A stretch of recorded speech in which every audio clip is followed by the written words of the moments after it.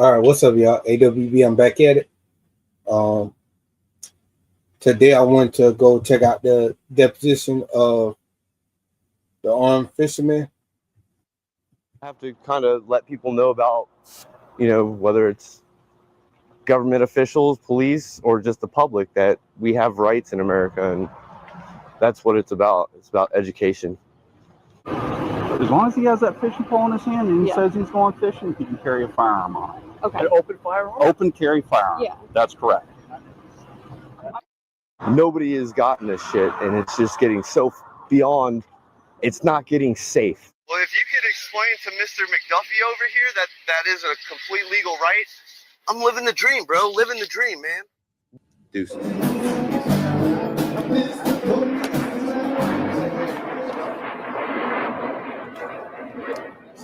What's up, bud?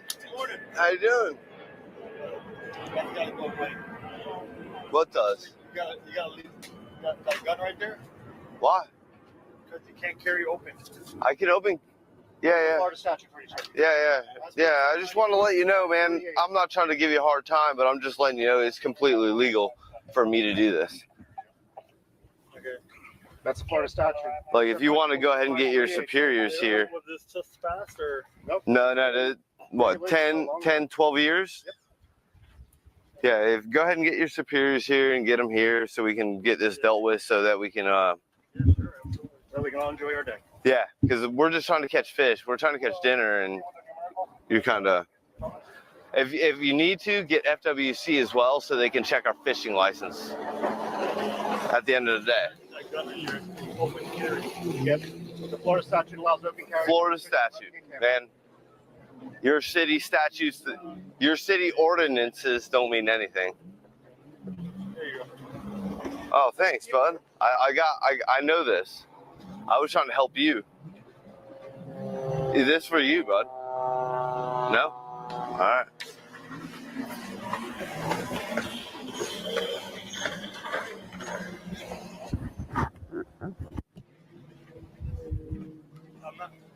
First of all, I'm not a police officer. I'm a park ranger. That's fine. Oh, that's fine.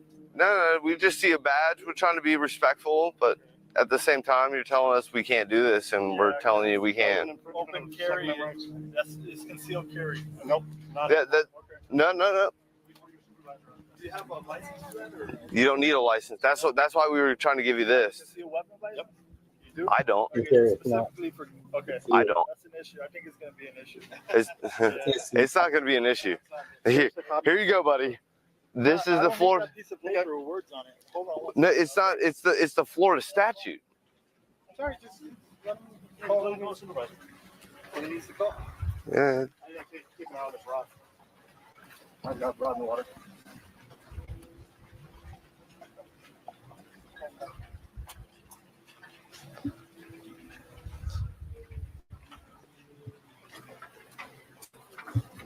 I'm surprised you haven't heard of this statute before. Never heard that one. Yeah. You hunt?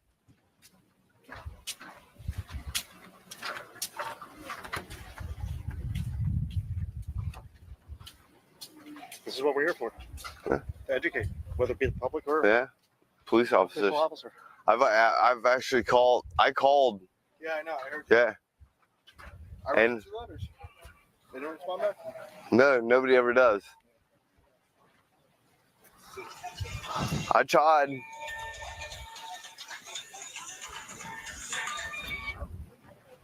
All right. Apparently, really has so much concern with the things. Is there a bathroom in the park? Yeah. Right over the hill to the playground. Right over near the kids section. Yeah. Yeah, because it was a little concerning for me to just, I don't want to scare people, but at the same time, like.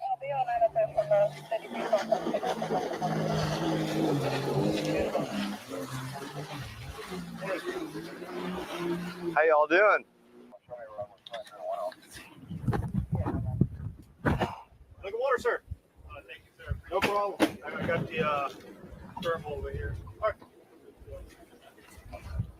They're all sealed bottles if you want one.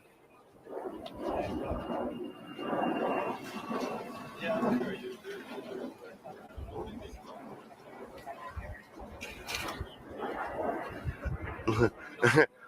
no. We just do this frivolously and just let's go. Seems like it people doesn't matter. Sorry you don't know the law.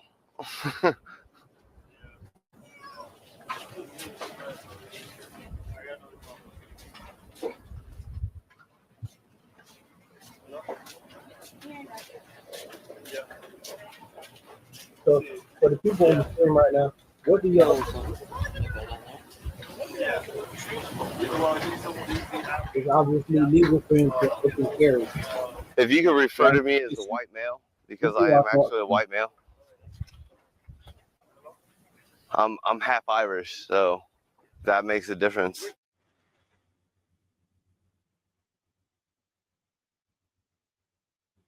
Red in your beard. Come on, man. Sorry, man. I got a little afro in me. I got some Asian. Tan, man. I got some Asian in me too. That's why I'm a little more white than anything, right? As I said, you're not much darker than I am. Yeah. I spent my life in the sun. Now my legs are a different story. I just like it's so like. Oh, it's the Afro guy. It's the guy. It's the black guy. Why is it always gonna be the black guy?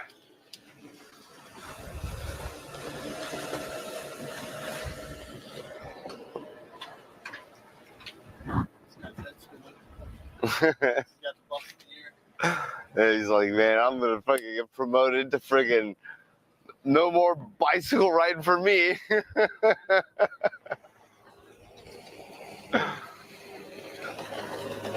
How you doing? Morning. Hey, hey. Kid, are you?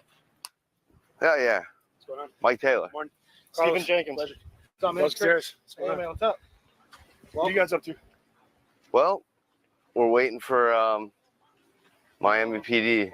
Oh, they're on the way? Yeah, Who called? yeah. Park Ranger. Park Ranger said what we're doing is legal. He's like, oh yeah, you can't do this. The guy with the afro, he's like totally not carrying a concealed weapons. Yeah, license. he's like, yo, you don't have a concealed way, then you're definitely illegal. Yeah, you're definitely going to jail today, buddy. Repeat what you just asked. Do you have a concealed carry Do we permit? have literature for him? Yes. Yes, sir. Simple. Yeah. Yeah, of course. That's I tried. I'm like, hey, here. Nope. No, this factual information. see what we catch with spoons when we don't move them. Oh, look. Real still locked up. At this point, I don't even need a fishing pole. I got a fishing pole right behind me. I don't give a fuck. I'm not even catching it. I ain't even ring bait. Oh, here they come. And he's telling people to go the other way. What is this? Are they going to stand down? Like, No, they're probably not going to stand down and walk you over here. no, I'm saying, like, why are they coming up like this? Like, I'm threatening that. I feel like this. At least they don't have carbines in their hands, guys. That's pretty nice. I was expecting at least 20 officers with carbines. So 5 and only sidearms.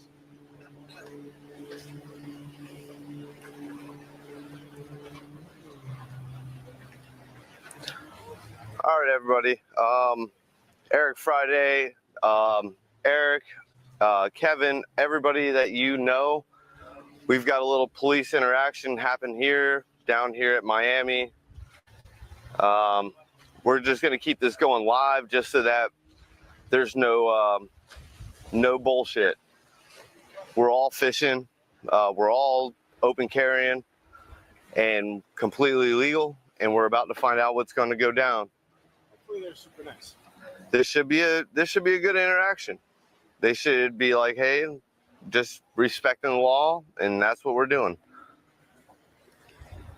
Even though the park ranger did say something about me having an afro and being we won't say an African American male, but just saying something about my afro.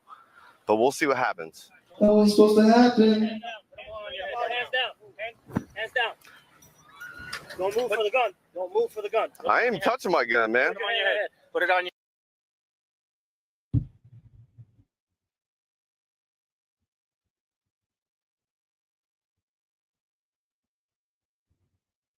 Now, Just think of how insane this is. Why would he got a gun and y'all? Why would y'all approach him like this when it's obvious he's not? Why? What's going on, man? What's going on, guys? I'm not resisting. Not resisting. Not resisting. At y'all, I don't know what's going on. Explain to you now, man. Hey, I'm letting you know within the Florida statute. Hey, please, it's locked and loaded, buddy. It's a server holstered. Please. Hey, go, brother. We got 2 over here. We got 4. My sidearm is well. Sit down. Huh? My sidearm is. Sit down? Are you telling me to sit down? Sit down. I'm sitting down. Sit down. I'm trying. We're gonna explain. We're gonna explain it to you, man. Hey, if you can, excuse me, officer. I'm not trying to resist, but you see that little paper over there? You see that paper? Relax. Hey, excuse me, sir. Okay, go have a seat. We'll talk about that. But see that paper over there? We'll deal with it. Go have a seat for me first. This is Go across your legs for me. Thank you. This is Hey, I do not consent. I'm trying to preach my 4th, my 5th, my 1st, my 2nd. This is all a bunch of bullshit. Are you with them, sir? I just don't know what's going on, guys, because you should know the friggin' open carry statute while you're fishing, hunting, or camping, but obviously you don't.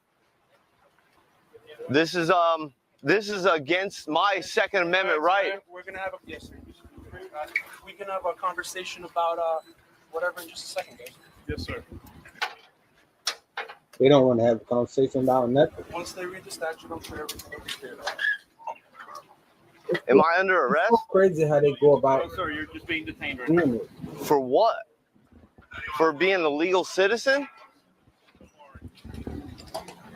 This is a bunch of friggin'. Hey guys.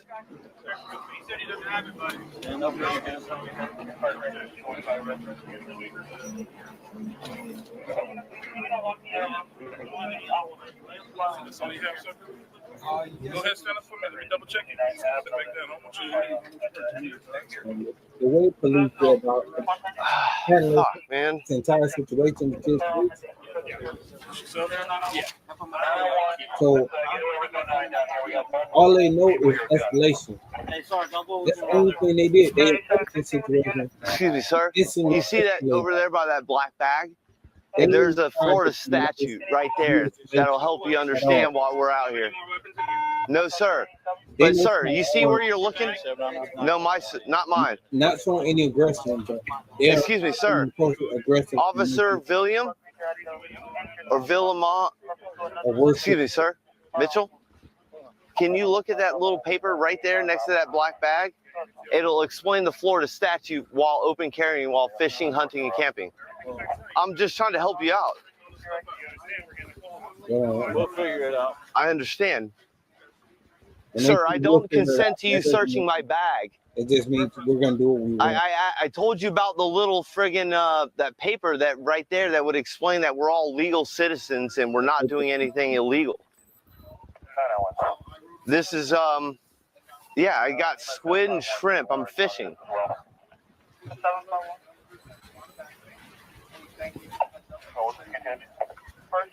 I'm trying to be legal, sir. I'm trying to help you out, man. Right now, this is not helping me out. This is. You know what it is? What is it? Officer safety. Your safety. I wasn't threatening nobody. I know, but well, we don't. I wasn't hurting nobody. My name's Mike Taylor. What do you want? It's crazy that they claim officer safety when they don't care nothing about officer safety. Want to know? Well, let me not say that. Let me say that's all they care about is officer safety. Nobody else's safety. My name's Mitchell.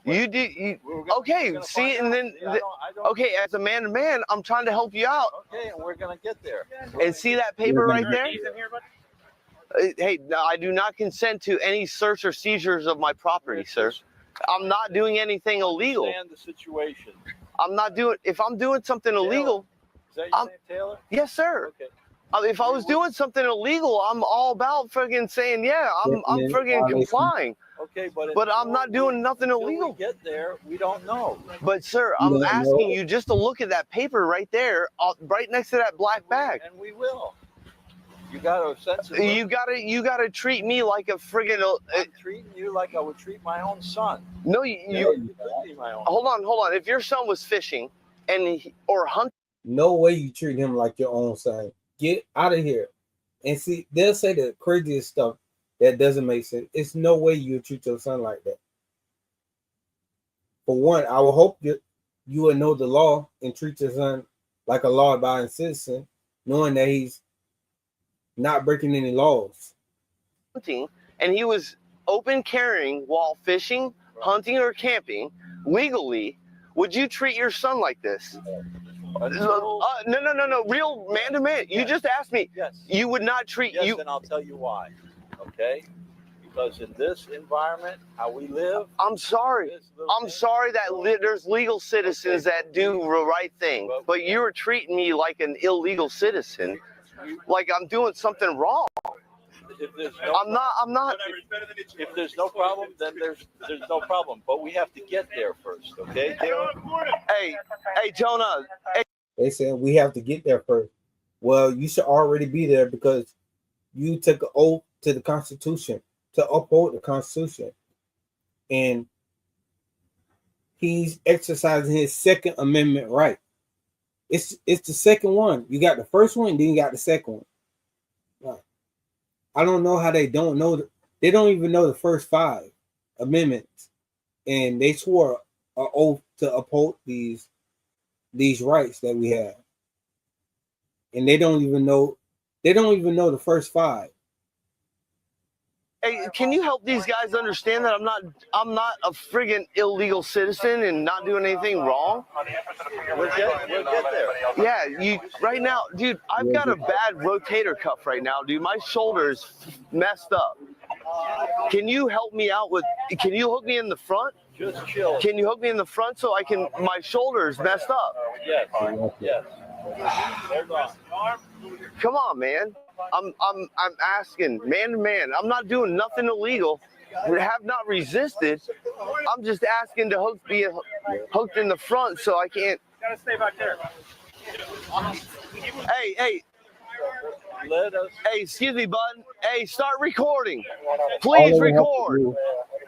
They didn't even take a second to read the amendment or the Florida statute. They didn't even take the chance to actually learn what's going on here or be educated on what's going on here. They see a gun and they flip out, even though they carry guns every day. They open carry every single day.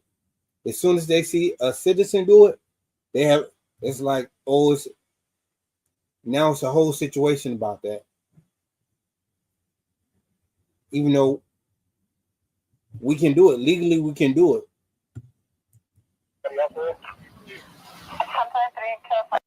It's an American right. Hey, you are by the First Amendment. You can start recording, please. Please record. Please pick up your camera and start recording, man. You know you can. Michael, just let him do their thing, bro. Nah, I'm gonna make We're completely legal what we're doing, so. Yeah, but they're treating, dude. I've got fucking shoulder problems, and I'm asking to be hooked in the front because of my shoulder. We'll take care of you. I'm asking. Let relax, us assist relax. the situation. Enough is enough. Relax. You guys tell me enough is enough, but Relax. like, come on. I didn't tell him to relax, and he telling you he got shoulder issues and his shoulder in pain, and they just keep saying relax. I'm telling you, cops are just. It seemed like they just mentally challenged, all of them, not all of them, but most of them, and the fact that they hire people like this is insane. What is the hiring process? How are you always hiring mentally handicapped people? Oh man, Relax. you took my gun. You treated me like crap.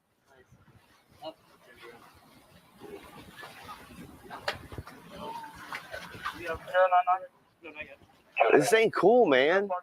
You know, You wouldn't treat your son like this. You know better. Yes, I would. No, you wouldn't.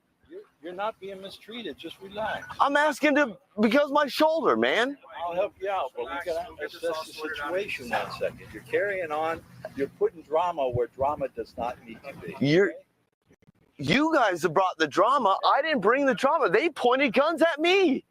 I didn't point guns at anybody. Every time we get a gun call like that. That's the problem with friggin' people in the world is that there's nutbags and we're a bunch of legal citizens and you're pointing guns at me like I'm trying to kill somebody. I'm fishing. You guys are out of your mind. When it's all said and done, Michael, the attorney's going to handle it, and we're all going to have a nice. Let Eric Friday do it. No. Eric will do it. Even from the phone call, I actually called Miami PD and was like, hey, if I go down fishing in Miami, you can see it on YouTube. You guys should have already been notified by our lawyers from Florida Carry. Chris notified them. Yeah, no shit. Got a response from FWC as well. Yeah. Believe it, dude. I've done my homework. I know the law. That's why we're here. It's because it's a legal right. And you guys are treating me like an illegal, like some kind of, this is BS. This is a bunch of BS right now. It's not worth the breath, man. Dude. Investigation, let them do their thing. We'll be back on our way. Dude, I'm asking just to be hooked in the front so I can deal with my shoulder. They're treating me like dude, you might as well go ahead and call, I need a paramedic. My shoulder is messed up because of you guys keeping me in this, and I'm asking. I need a paramedic. Can I get some assistance? I need some medical assistance. Please? I need medical assistance, sir. My shoulder. I've got rotator cuff problems, and right now, because of my shoulder and being detained right now, and I'm asking for help, nobody wants to help? Okay. Go ahead and call them. Get them here. Thank you for calling me a white male, because, that's the real deal right there.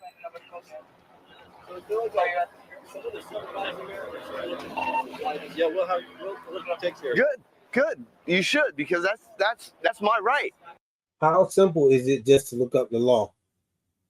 And they don't even have to look up the law because he has it printed out on a sheet of paper and they just won't look at it. So that's insane within itself. He got the law printed. And that's why I say it don't matter if you have the law printed out and laminated. They still don't want to, in their minds, I don't know what's going on with them. But even if you got it printed out, laminated, they still, it seems like all they do is ignore it. And they do what they want. So that's why I say it don't matter if you recite it and say it over and over again, they still don't get it.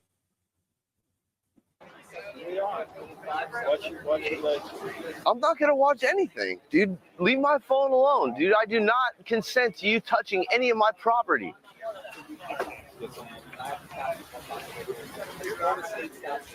All those people leave. Dude, I've got a paper right there on this black backpack. Got a copy of the statute right here. Yeah, you guys don't know your laws and you don't know your rules, and this is retarded. We've done this in what this is like. What? City we've done this in. We've done it in Lakewood, dude, there was 200 plus people in Ocala. There was over 15 people in Fort Pierce and Dade, where I'm from. We have about 17 people. Dude, This is the first time we've had it. If you guys actually look at that piece of paper right over there and look at it, and it'll tell you the Florida statute, 790.25, Section 3, subsection H. But none of y'all want to look at it. Y'all want to look at me like I'm some kind of criminal. I'm trying to watch my fishing pole, and I can't catch fish because guess what? You guys are treating me like I'm a criminal. Plain and simple. Michael, we're not changing their minds. They'll do their investigation. I don't care about changing their mind. Maybe they will listen. They won't. They're doing their job. We're doing our thing out here. We'll both go our separate ways. Hey, please don't touch my. I do not consent to any of my search or seizure of my property. Don't touch my fishing pole. I don't care. You're some kind of fisherman, dude. I catch bigger fish than you are tall. I don't care. Don't touch my fishing pole. Plain and simple. You get why we got called out here. Dude. You do understand that, right? You want to know something? I fish every day in Fort Pierce, Stewart, Jensen Beach every day, and do you know how many times I get police interactions? Zero. But you get why we got called out here. No, I don't. We didn't just show up here because we wanted. I'm sorry that the public is not informed about those gun laws here in Florida. That's not my problem. You got 1, 2, 3, 4, 5, 6, 7, 8, 9, 10. There's 10 of y'all right here, and I've had guns pointed at me, and I'm just asking for a little relief off my shoulder. Once everything checks out, you guys will be fine. It's right there. To check you out. Hey, if you can read the Florida statute right there off that little black bag right there, we're all going to be good. You guys are going to... If everything checks out, you guys will be fine. You guys are a friggin' joke.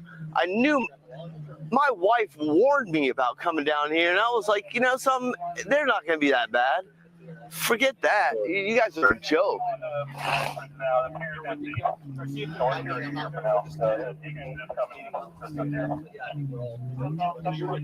We're all fishing. That's what we're doing.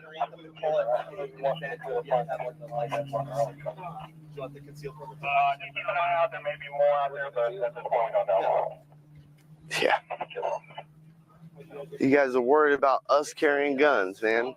I gotta remember. Yeah. You guys, the only reason you guys can open carry your firearm is because of the Florida statute. The Florida statute gives you the right to open carry your firearm. Did you know that? How about that? Obviously not. Yeah, all they have to do is read it and confirm it. We're all just fishing. Yeah. That's at the end of the day. We're just fishing. But is it illegal to fish? Have a bunch of friends get together and go fishing? You should go friggin' go see the March of Our Lives that are friggin' trying to take away your gun rights. How about them? That's a crime right there. Waste of time. Just because they got a permit, you get to say, oh, all right, I get to take away your rights? Yeah. Get out of here. Can somebody help me out with my shoulder? Can I get a water? Can I get that water, sir?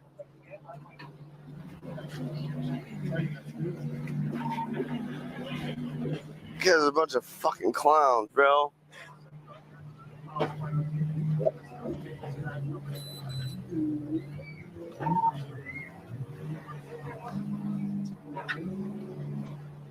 And then when it comes time for a deposition, they just try to ask, oh, I didn't know. Even though he had the statute printed out, he didn't know. Hey, you call. We're gonna sit you on the bench, all right? The left one. This one hurts? Yeah. All right.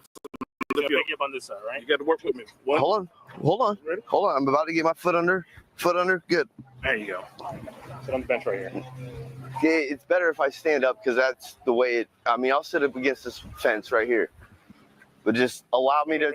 It makes it better for my shoulder. Oh, just lean up against the pole. Yeah. I ain't going nowhere, man. You got my gun. You got everything. So it's like, why am I gonna run? I wouldn't even try to hurt nobody. You know what I mean? That's the funny thing about this. Is nobody was getting hurt. Nobody. And the only person that got hurt today was me.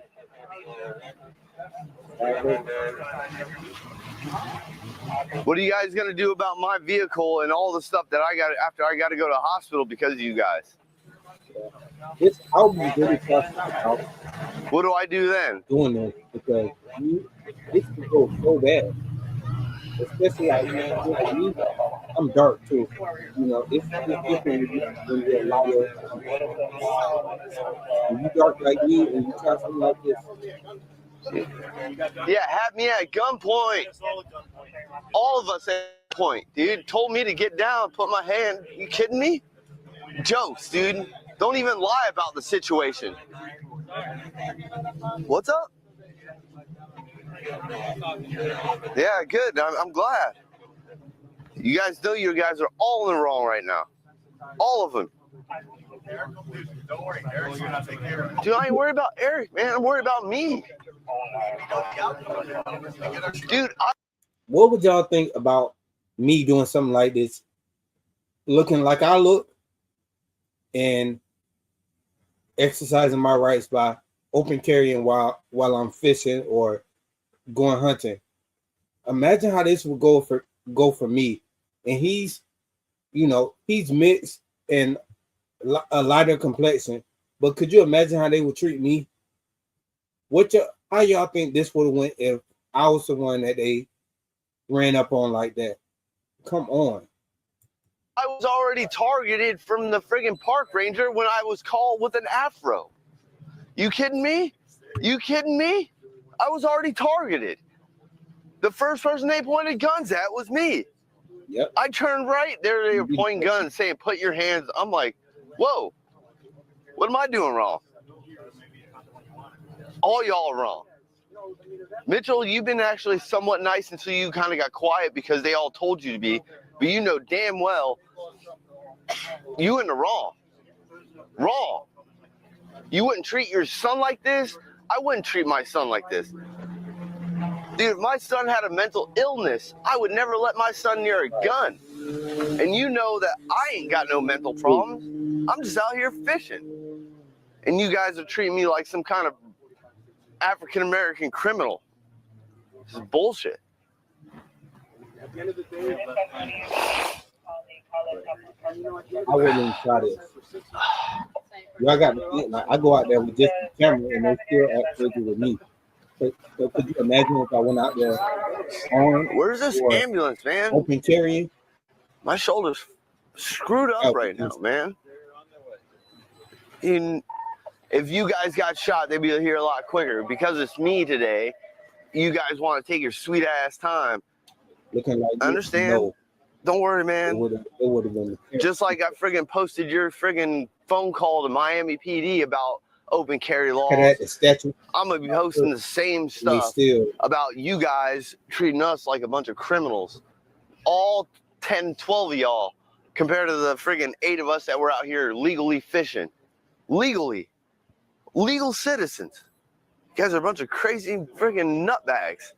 Just because our guns are probably bigger and powerful than yours. That's all I could tell you. Like, yeah, can you loosen this left one, man? My shoulder's really screwed up, man. I'm asking because it's in pain, not because I'm saying I'm trying to get away. I ain't running. Where am I running? Dude, there's 12 of y'all and there's 1 of me. I ain't running. Unless y'all can't swim, I'm jumping in the water, but I ain't jumping in the water. Tide's going out. I'm going out the ocean. All they do. And the thing is, he has the statute printed. All it would have As to a do is matter of read fact, it. hey, before every one of y'all police officers leave, I want your business card or your police ID number in front of my camera, because that is my legal right to know who I am talking with. we're still waiting, Gus? Nobody's read the statute yet. No, I'm just waiting. Look how many of them it is. Every one of None y'all. of them could have read the statute. Just one person. Hey, y'all, let's go check out this statute. Yeah, it's all on this paper right here, but y'all don't even look at it. You don't even care. You guys can't read for yourselves or nothing. They're the only criminals here. I'm not about calling shots. I'm just trying to help them. Yeah. They could figure it out for themselves if they could just read. If they understand, obviously they went to school for law, or at least Florida law, and the Florida law is right there. All you got to do is read it. Nobody. None of them just look at it. Can I reel that in? That's insane. None of them even look at the statute. Can I reel that in? Can you There's reel so it many in? of them. Just keep But they're just standing there. Nothing. All of them just wasting time. Just standing there. There might be something on here. Oh, okay. All right. Thank you. I appreciate it. Just don't want to lose the rod. The worst part is we're out here fishing. The police get to catch our fish. Insane. Why would none of them read the statute? They just all just standing there for no reason. All it would took was none of them to read the statute. That's why I said it don't matter if you got the statute printed out, laminated. They still act like this, no matter what. And I could just imagine if he would have been darker, it would have been. If it would have been me, this situation would be even worse. It probably would have been more cops out there.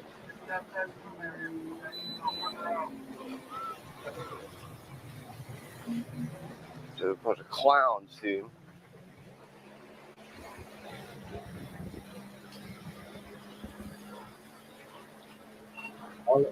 All of them. None of them would just read the statute. Not one of them. Nah, you should let them out here because we're all legal citizens, not trying to harm nobody. At the end of the day, None of them know none of them know the right. They don't know our right. They don't know the law. None of them. And even if they didn't, yeah, bring them out because you know something. They should be able to come out here and videotape this right now in front of y'all and make y'all look like a bunch of clowns because y'all know y'all doing nothing wrong.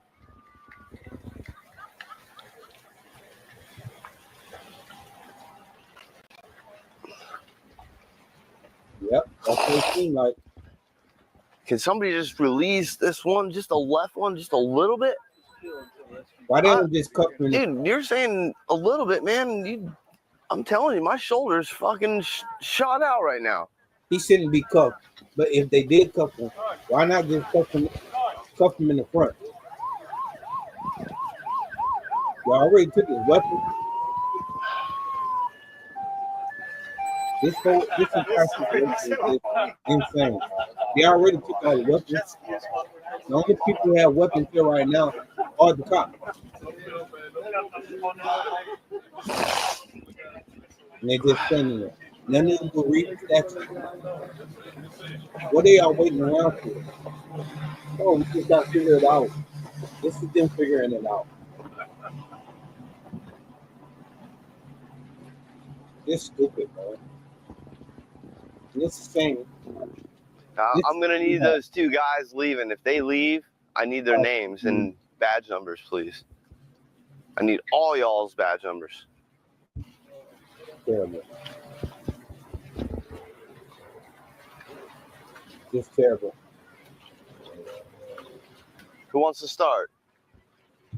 All right, good. We got one stepping up right now. What? Where am I going? You hurt my left shoulder, man. All right, I'll get your right shoulder. All right, perfect. Where are we going? My car. Why? Because Yeah. comfortable, so I'm gonna sit you down in the car so you'll be comfortable. Yeah, I don't need to be sat down right now. I need your name. That they take is black. I'll give you my name. I want your name. I'll write it down for you. No, you don't need to write it down. I need to hear it. It's a lady, F-E-R-B-E-Y-R-E. And badge number? 40. Thank you. Crazy. And yours, ma'am? He's not even black. 1084. 1084. Perfect. That's a good start. There's my ride right there. That's awesome, dude. You're good. This is the guy they call Greg. Dude, I ain't been drinking nothing, man. Oh, I'm sorry I smell like alcohol, but I got up fucking 6 o'clock this morning. Dude, you tell me I'm drunk and I'm fucking... You're out of your mind. More cops. Yeah, that's what I'm saying, man. No reason. You guys... had the complaint? Yeah, my shoulder, man. I've got a rotator cuff problem, and as soon as they put me in cuffs, because my shoulder can't go behind my shoulder, behind my back, they've been trying to, it's been hurting. Okay, so what, you're saying that if you don't have the cuffs on your shoulders, fine? No, I'm saying when my shoulder can have a little bit more leniency to the front, it's not so bad. But while it's dragged behind me, I can't do anything. All they do That's the pain. It's So behind. it's not injured, it's just your... It's injured. It's still injured. I'm just saying I've tried to ask for relief and they don't want to hear me. What was the rotator cuff injury? From back in like when I was 25. Torn, dislocated. Torn. I mean, we're, we can't, if for their safety, we can't tell them to take their cuffs off. I'm not saying I've been asking just for relief so I can bring it to the front. You're telling me you can't. I'm just saying that's what I've been asking for, is just a little relief. I'm just gonna palpate it real quick to see if I feel any dislocation or anything. I'm gonna feel both of them. Go ahead and relax. Put this ice back under there, okay? I mean, everything feels intact. You know, I don't feel any crepitus or anything. It's not torn. And the good thing is when I'm pressing it, you're not really complaining of pain. It's just that you're. There you go. Put them in the jail. No reason.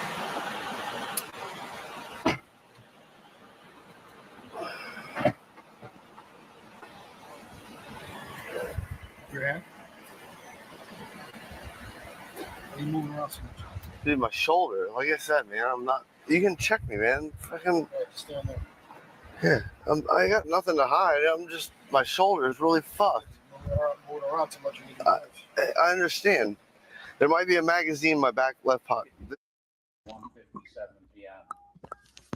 Counsel, please state their appearances for the record. Eric Friday on behalf of plaintiffs. Bob Swickus on behalf of the officers. And Robert Rosenwald on the city of Miami Beach. Please raise your right hand.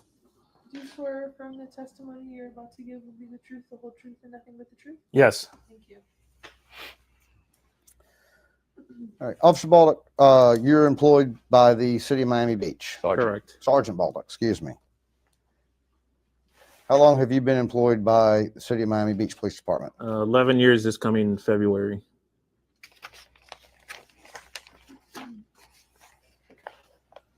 You worked any as a police officer any other area or jurisdiction? No.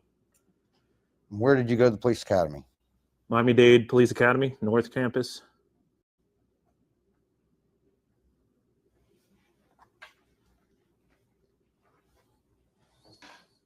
And were you hired by Miami Beach Police Department right out of the academy?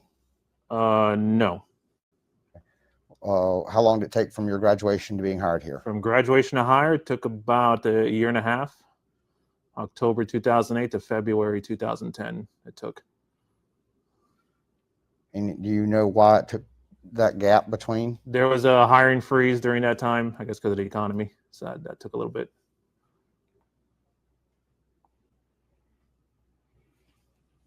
Have you ever been disciplined in your role as a employee of the Miami Beach Police Department? Yes.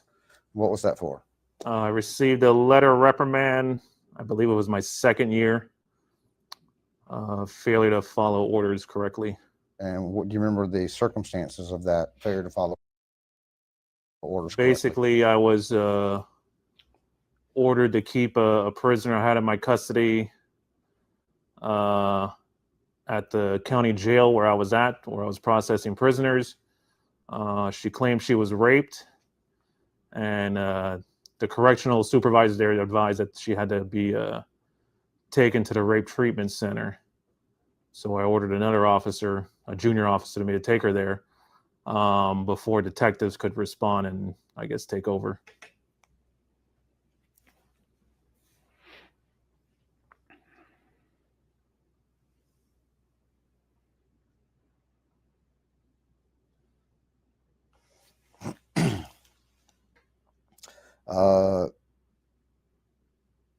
Any other discipline? Maybe, I want to say maybe 3 minor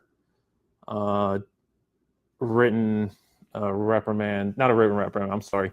Verbal warnings, reference off duty, just working too many hours, but nothing else.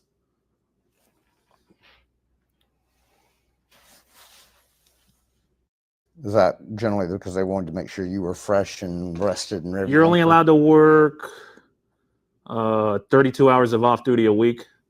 So I may have worked more hours than that.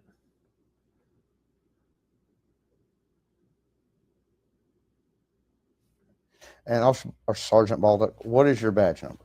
991.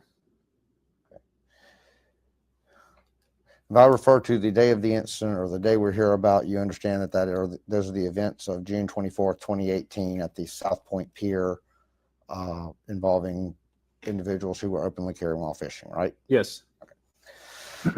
You were wearing a body cam that day. Correct. Do you know what your body cam number was that day? My number, I mean, it has my ID number, 991 on it. So Okay. It's got a serial number, but I don't know it off memory.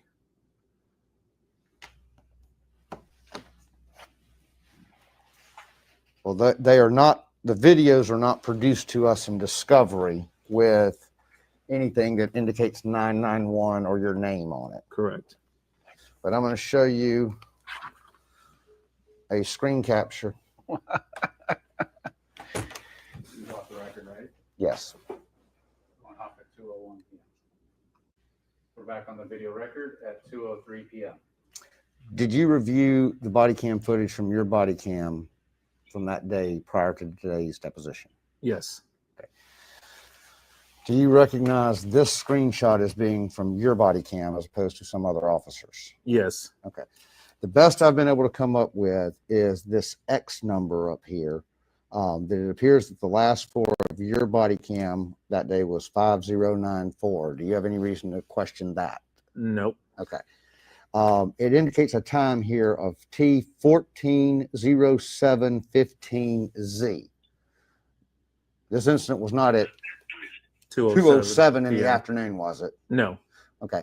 Do you know why that time is written that way as opposed to the time that y'all were actually doing this? I could not answer that. Okay. Are you familiar with the concept of Zulu time? I believe it's the world time or something like that. Greenwich Mean Time? I mean, I'm not familiar with it, no. Okay. So you don't know if that's how your body cams work? No. Okay. You don't know, for example, that your body cams are, you don't know whether or not your body cams are running a time based on Zulu time as opposed to local time? No, I'm not aware of those specifics. Okay. Who would know that information? That would be Sergeant Bello at the police department, who runs the BWC, the body worn camera program. Is that spelled Bellow? Bello, Bello. So he could answer those questions. Bob, that is a deposition I'd be happy to do quickly by Zoom. God bless. Okay.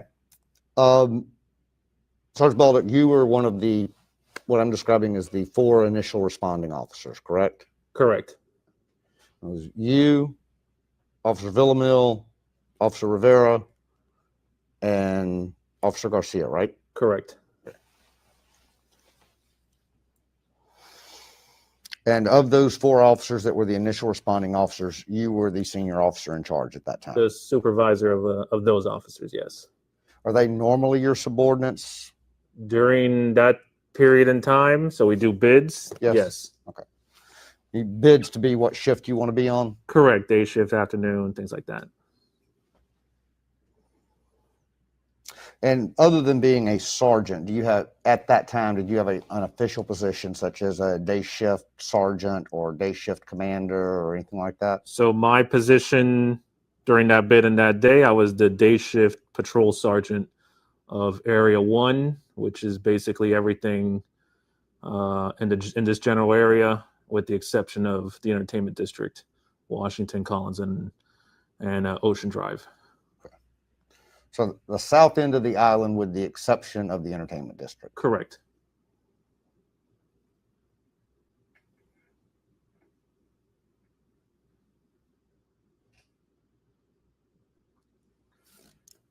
Now, I'm assuming you were not working 7 days a week as a Miami Beach police officer, right? Some weeks. Some weeks. All right. When you were not on duty, was there somebody else who was a day shift sergeant? Or yes. Okay. Just so the court reporter can't take you both down, let him get it out as simple as they are. Just hesitate a second. Understood. So how many day shift patrol sergeants are there for Area 1? 2. Who's the other one? The other one, at that time, sorry. Trying to think. Well, I can tell you they weren't working that day. I can't remember off memory. Sure. Later that day, Lieutenant Garcia showed up, right? Yes. All right. And he is your superior? Yes. And so was he in charge of the scene once he showed up? Once I requested him and he showed up, basically he took command of the scene.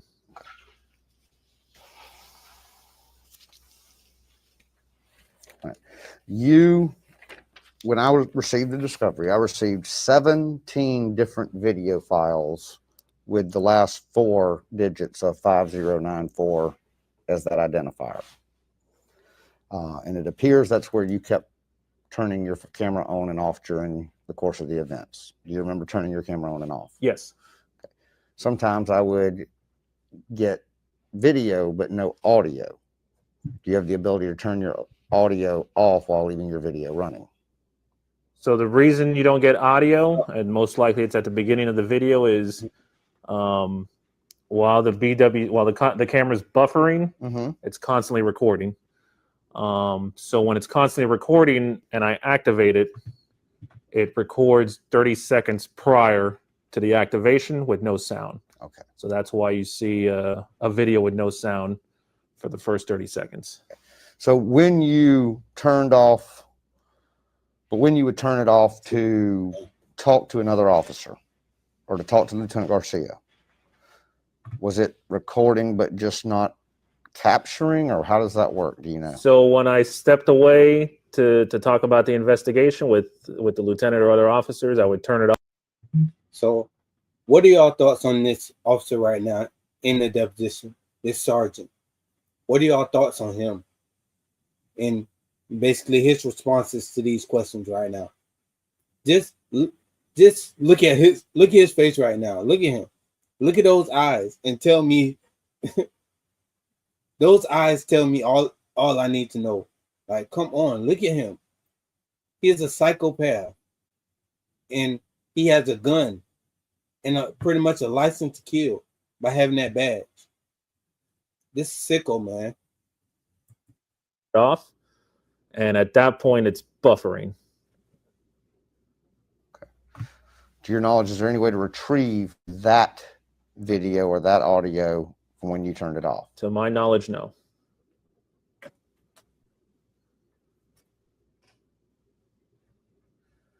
And I've been led to understand that it is Miami Beach Police Department policy that you're allowed to turn it off at certain times to have conversations with other officers.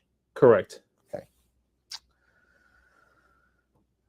Does it appear from your review of your video yesterday that each of the times where it was turned off and then back on was because you were engaging with another officer to discuss the investigation? Correct. Yes, it was? Yes.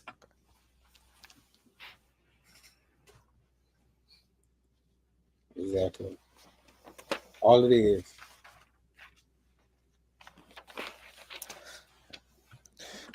Do you remember how you initially learned that you needed to come to the South Point Park or South Point Pier? And it's crazy. All it is ego. He had the statute printed out. It was printed out. They could have looked at it at any time. At any time, they could have just read the statute. And they ended up still taking him to jail. Even though he had the statute printed out. Any one of them could have looked at it.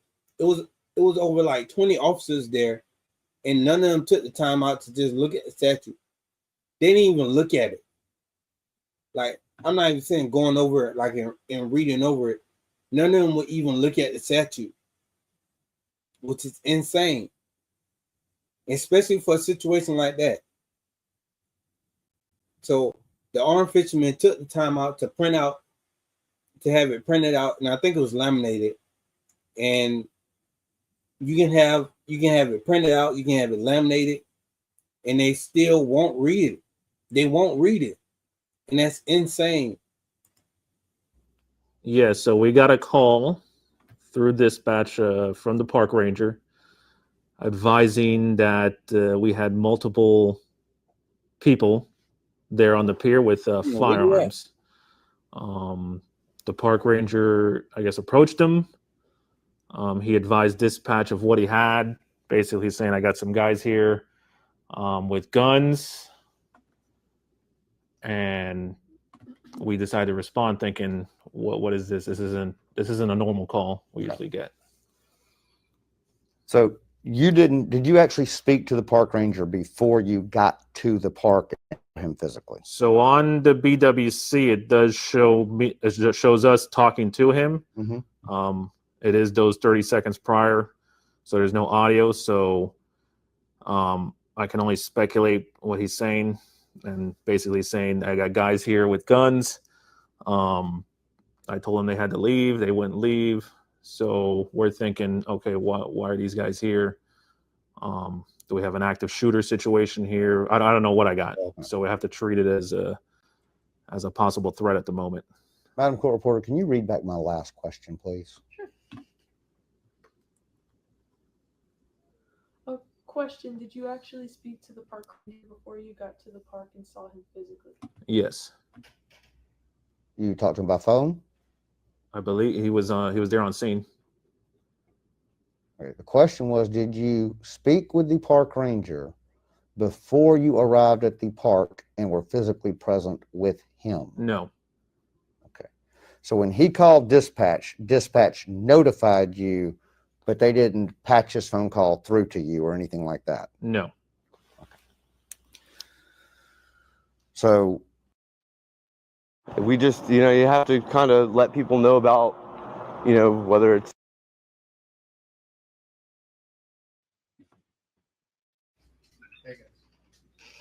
in the case file of Florida Carry Incorporated versus the City of Miami Beach.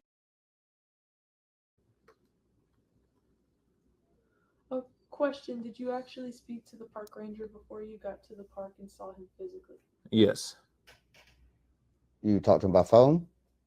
I believe he was there on scene.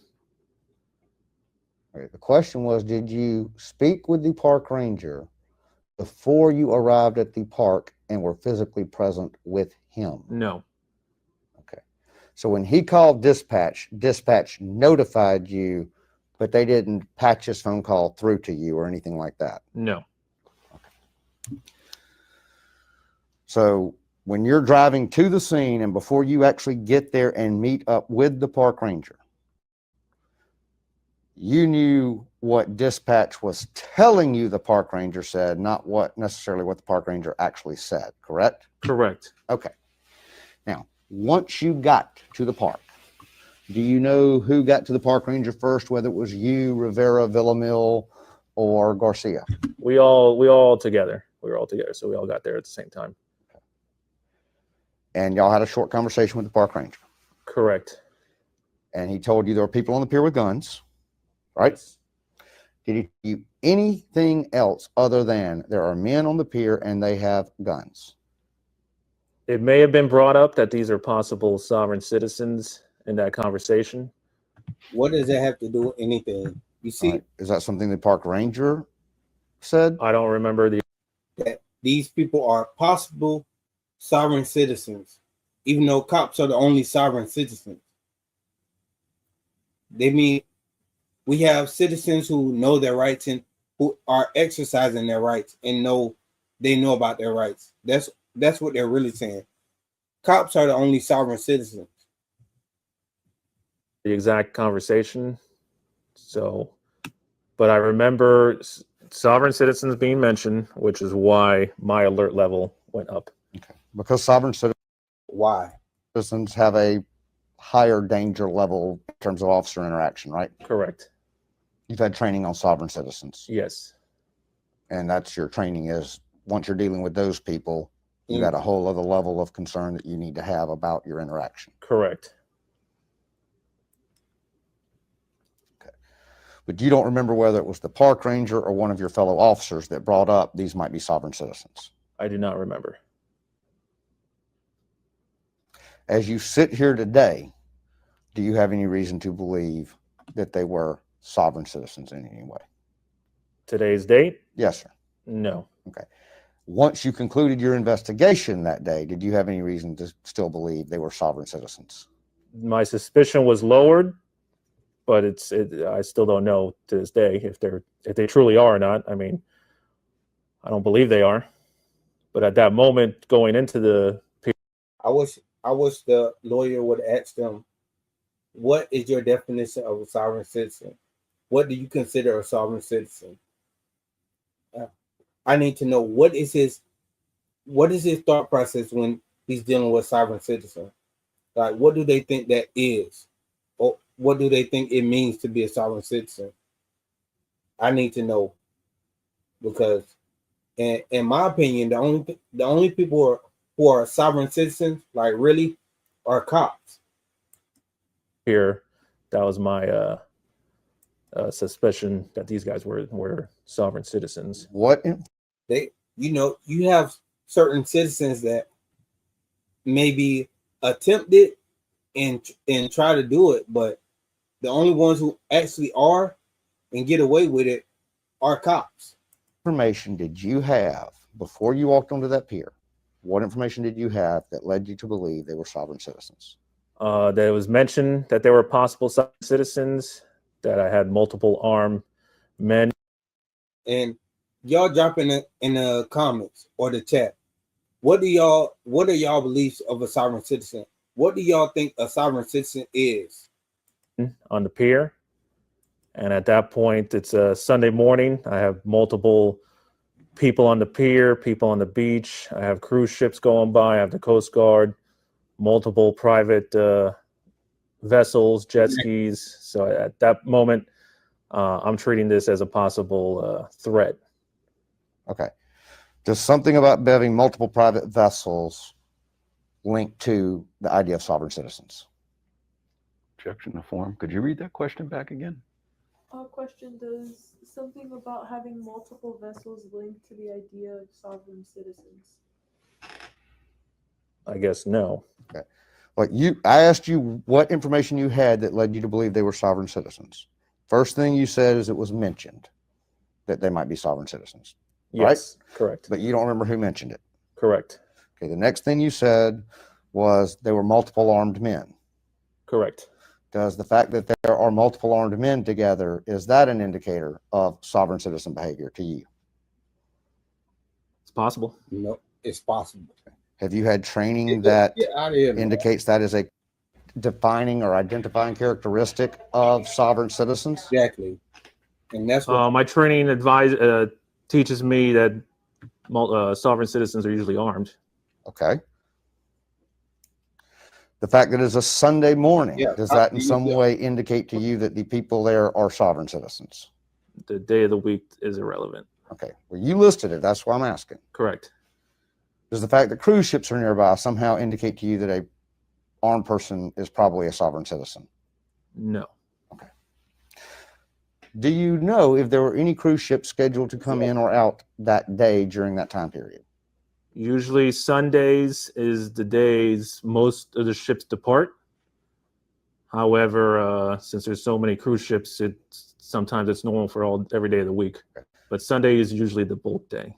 You believe that Sunday is usually the bulk day that most cruise ships come in or out of Miami Beach? Usually come out. Usually come out, okay. And you are stating that as based on what was going on in 2018, in June based on my observation of working the area. In June of 2018? Correct. If I've told you I did a check and that there was not a single cruise scheduled to come in or leave Miami Beach that day, would that make you rethink that testimony? Objection to form. You can answer the question. I can answer it? No, it doesn't change my mind. Okay. Did you actually see any cruise ships physically present at the pier that particular day, to your recollection? I don't recall. What time do cruise ships usually leave when they leave? All throughout the day. I don't have specific times. When do they usually return, to your knowledge? Same thing. All throughout the day? Yes.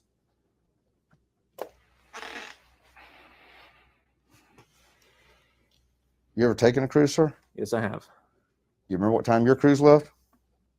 Multiple cruises, multiple different times. You're telling me you've been on a cruise that left in the morning? I don't recall.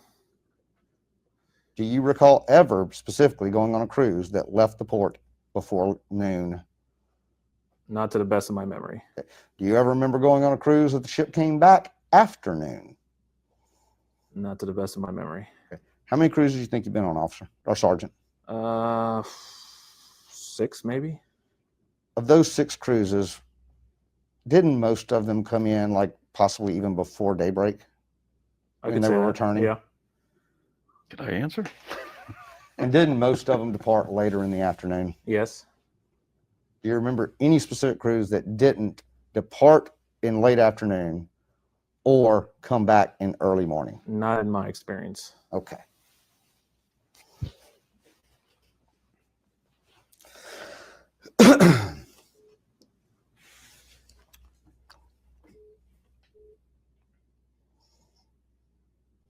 So let me ask you again, other than the things you've already listed, was there any other information you had been given either by dispatch or by the ranger that led you to believe that these men were possibly sovereign citizens? No.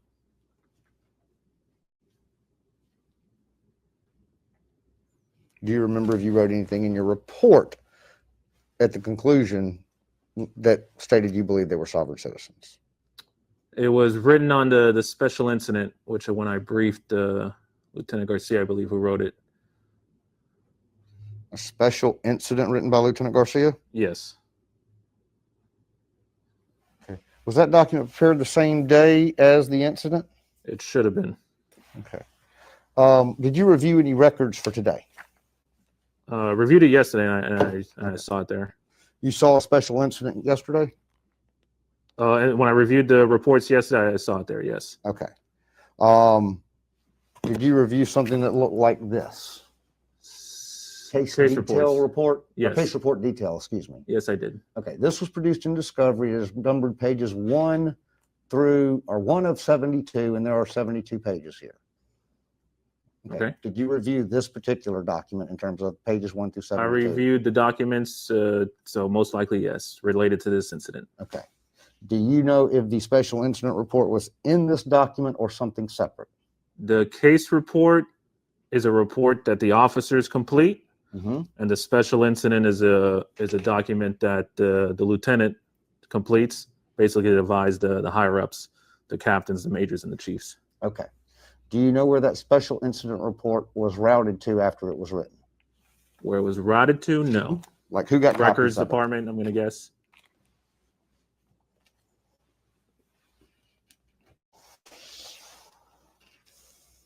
You said Lieutenant Garcia wrote it. Do you remember a date on it?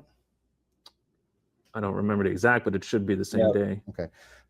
Who provided that document to you yesterday to review with the special incident report in it? Sawickas. Okay.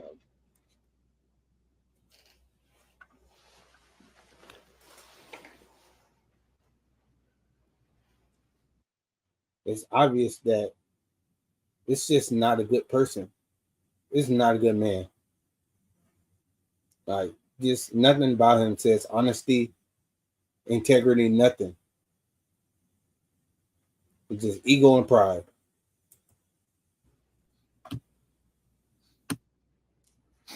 Do you know if it referenced that it was submitted to the Florida Fusion Center? I'm not aware of that.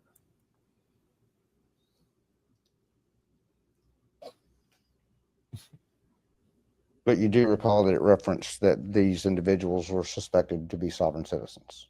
At that moment in time, that was my suspicion. Okay. And you said at that moment in time, are we talking about when you went out on the pier or at that moment in time when you were... Before we went on the pier. Okay. At the time that this special incident report was written, though, was it still your opinion, and you reviewed it with Lieutenant Garcia, was it still your opinion that these were sovereign citizens? Sure. At the time you first reviewed the special incident report with Lieutenant Garcia, you said about the same time or maybe within a day or two of the incident, did you still believe they were sovereign citizens? My suspicions were not as high, being that they advised they're part of the Florida Carry Group, and their main reason for being there was for the open carry with the fishing ordinance or statute. I'm sorry. So they advised you that their main reason for being there was so that they could open carry while fishing. That was what one of the individuals kept repeating. Okay.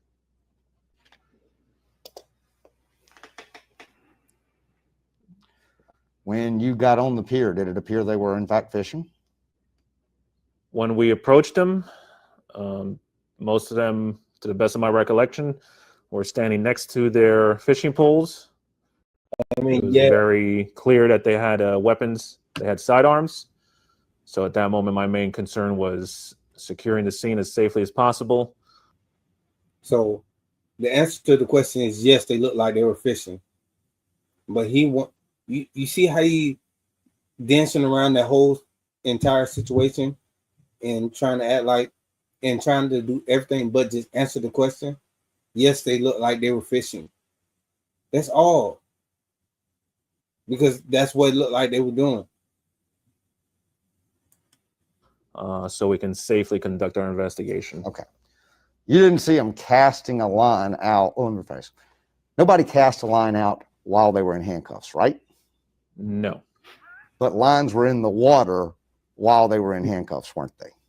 I believe so, yes. In fact, one of your officers, or maybe it was you, even helped reel in one of the lines, didn't they? After reviewing my body-worn camera, I did reel in one of the rods and cleaned it up with the seaweed. Okay. So when you got on that pier, those lines were in the water from those fishing rods? Yes, but that wasn't focused on any fishing lines at that moment. I understand, and that's okay. Did you see fishing tackle in any of the bags that they had there? Once the scene was secured, I started noticing the fishing pole. All he had to do was say yes. You see this scratch right here? He knows that his answer is yes. They did have fishing tackle, but he doesn't want to answer that directly because he want to make it seem like, oh, because they had the guns or whatever. I'm gonna act like I didn't fully understand the question that you just asked, so I'm gonna dance around it instead of just answering the question. Insane, y'all. It's insane. Poles. I started noticing the fishing equipment. Yes. Okay. Why not just say yes? So I'm gonna back to when you first got there. Now.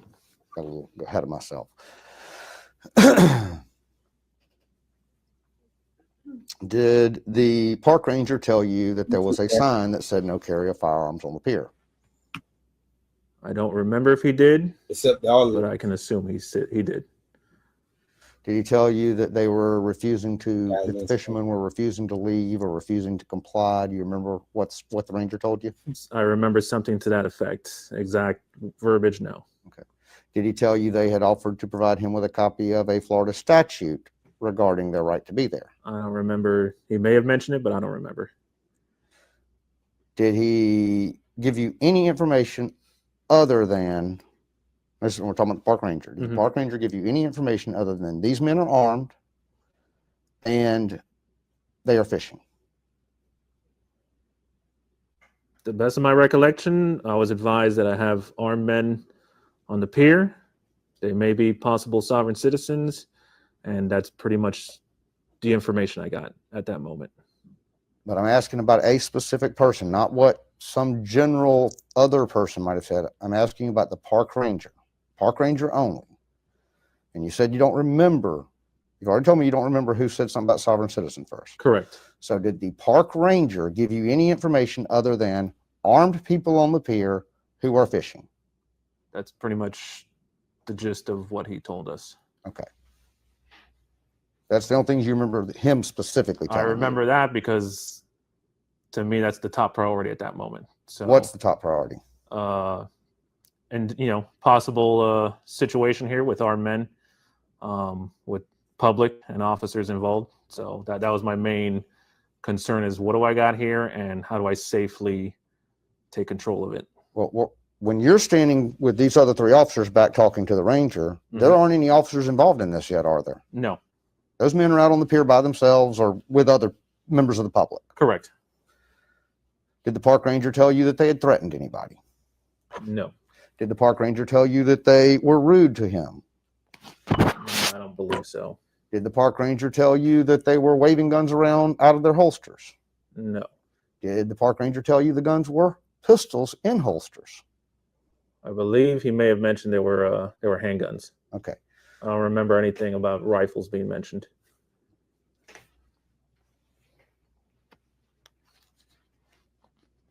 Well, you were carrying a holstered pistol, weren't you? Yes. Do you have some special right to carry a holstered pistol separate and differently from those individuals who were carrying holstered pistols on the pier? Objection to form and argumentative. You can answer. I can answer? Yes, sir. You mean like on off duty or? Well, you are familiar that we have laws in Florida regarding firearms, right? Correct. And do you know what law gives you the right as a police officer to openly carry while you're on duty? Openly carry while on duty? Yes, sir. Yeah. I mean, it's part of my job. I'm allowed to. But what law allows you to do so? The specific law? Yes, sir. I wouldn't know the specific statute. How you don't know the specific law? So you believe merely by having a police badge, that is the authority, and you don't need any special statutory. That's what they go by, just by being police. Authority to be able to openly carry while you're on duty. I'm sure you do need a statute stating that. Okay. What if I told you that the statute that allows you to open carry on duty is 790.25? Okay. You ever heard of that statute before? I'm sure I've reviewed it once. I mean, no, he don't know what that is.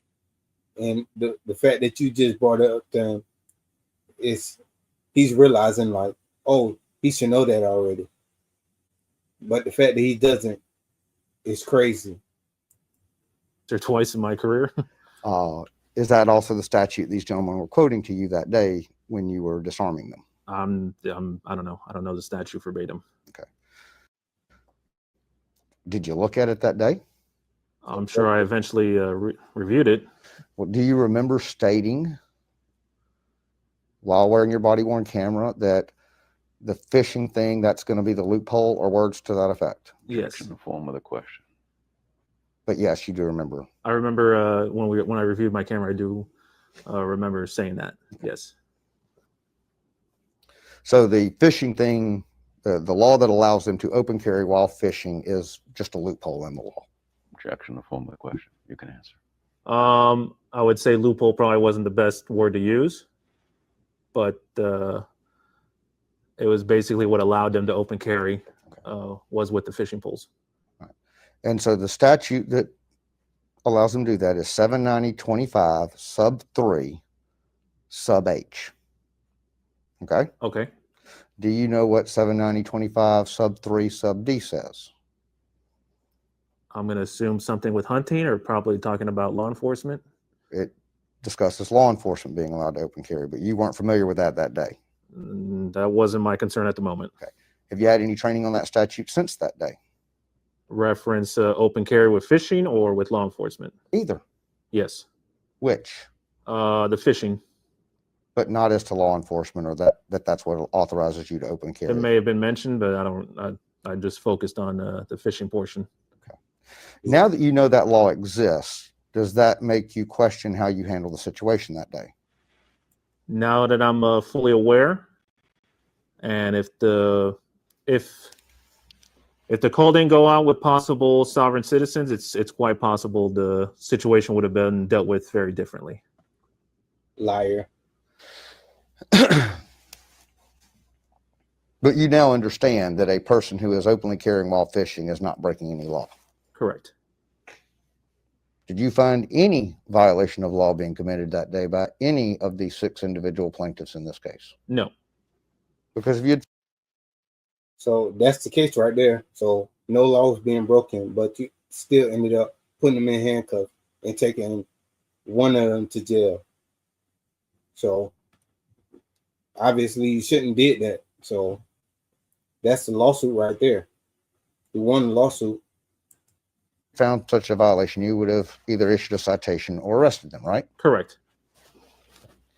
At some point, Object the last 3 questions to the form of the question. Thank you. at some point that day, did you ask another officer to take pictures of everybody's guns? I don't believe I gave that order. Okay. Do you know for a fact? Do you know whether some other officer did, in fact, take pictures of everybody's guns? I am unaware if someone took pictures. I never gave an order, and I don't remember seeing someone taking pictures of guns. Do you remember asking another officer if they had taken pictures of the guns that day? No, I don't remember. You didn't see anything on your video about asking whether it was you or some otherbody else's voice on your camera. You don't remember anything on your camera that you reviewed of one of the other officers being asked if they had taken pictures of all the guns? I don't remember that. Okay. What about taking pictures of all of the concealed carry licenses? I don't remember telling anybody to take pictures of anything. Do you remember hearing anything like that on the body cam footage you reviewed? On my video, no. Yes, on your video. And I don't care whether you said it or somebody else, but anything. See, you can tell like he just ducking and dodging the question. Just answer the question, man. That's all you gotta do is just answer the question. But that's how you know that he's up to no good, that he's a dirtbag, because he keep trying to avoid the questions. Thing you overheard while watching your video. After watching the videos, I don't remember any mention of that. Any mention of taking pictures of the concealed carry license? Correct. Any picture, you don't recall anything about taking pictures of the serial numbers on the guns? Correct. But you do know that the guns and the backgrounds of the individuals were run, right? Yes. Yeah, I ordered that. You did order that? Yeah.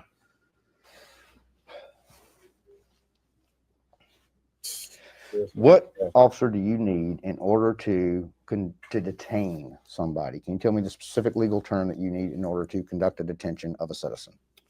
At that point, we were conducting an investigation, so I'm not assuming, I have to make sure a crime has not been committed. Okay. So at this point, as I'm approaching the pier, I'm thinking I may have a possible threat. I may have a possible terrorist threat, active shooter. I don't know what I got. So I got to detain, secure, and investigate. I'm asking you again, what is the legal standard for you to detain a citizen in general? Not just that day, but what do you need in order to detain a citizen? Basically, if a suspicion of committing a crime, and they'd have to dispel my alarm before I can basically let them go. Is the proper term a reasonable, articulable suspicion that crime is or is about to be afoot? Yes. Is that a phrase you've heard before? Yes. Okay. So on that day, when you went out on that pier, as you were approaching those men, can you identify for me all crimes that you either believed were being committed or might be about to be committed? I believed a possible active shooter situation could have possibly occurred. Anything else? Before my investigation. That was basically my only concern. Okay. So you were not concerned about the fact that they were openly carrying firearms? No. You did not walk on the pier believing that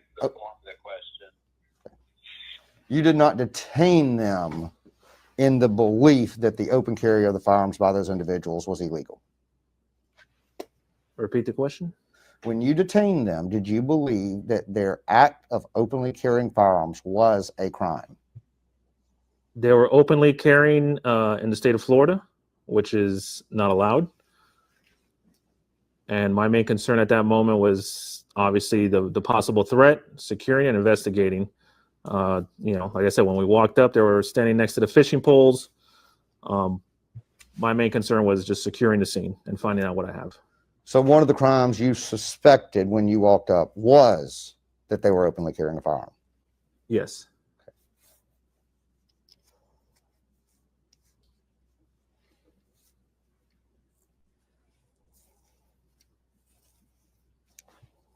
And you've now learned that that was not a crime?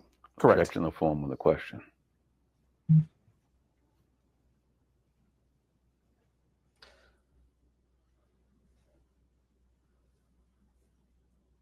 Approximately how many minutes into the situation would you say passed from the time you drew your firearm until you realized that these were not people there to commit an act of shooting? Check in the form.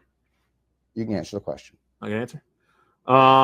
Once they were secured, and now it didn't even go down because there was more people coming. But once those initial gentlemen were secured, and I heard them talking about the laws reference open carry and fishing, I started realizing, okay, maybe this isn't sovereign citizens, maybe this is something else I'm dealing with here, but I still wasn't sure. But you had all their guns taken away. Correct. You had checked them for knives. We searched them. At that point, why leave them in handcuffs? At that point, we were getting word that more individuals with guns were walking towards the pier. So as I'm dealing with the men on the pier, me and my officers, I'm advising dispatch, I still at this point don't know what I have. And now I'm being told that there's more people with guns walking around this park and beach area. Who told you that? That came through dispatch. Do you know who called into dispatch with that information? I don't know who exactly know. Okay. How many other individuals eventually showed up to your knowledge? I believe 2 more, but at that moment I'm thinking, how many people am I dealing with? I don't know. You say 2 more. One of those actually ended up being a reporter, didn't it? I believe. Objection in the form of the question. Okay. You say you believe 2 more people showed up while you were dealing with the first 5 individuals, right? Yes. One of those individuals that showed up was Jonah Weiss. Right. Okay. Is that correct? I don't know. Okay. Did one of those individuals that showed up after you were already on the pier was armed and was brought out on the pier, right? Yes, I believe so. I'm going to tell you that individual's name was Jonah Weiss. Okay. There was a second individual brought out with him also, though, right? Okay, yes. Do you know what that second individual's profession was? No. Did you never identify it that day as to what that second individual was? I didn't ask her, no. Okay. Did you find out that second individual was not with the group but was a reporter? Objection in the form of the question. You can answer. No, I wasn't aware he was a reporter. Okay. Do you know that today? I know that right now. Okay. You didn't know it from watching your body cam? I remember reviewing the cameras. There were some people, there was media there, I remember seeing, and then there was also other people with cameras there filming the scene. And then once the scene was done, asking questions of passerbys, are they aware of the open carry with the fishing, and basically educating the public.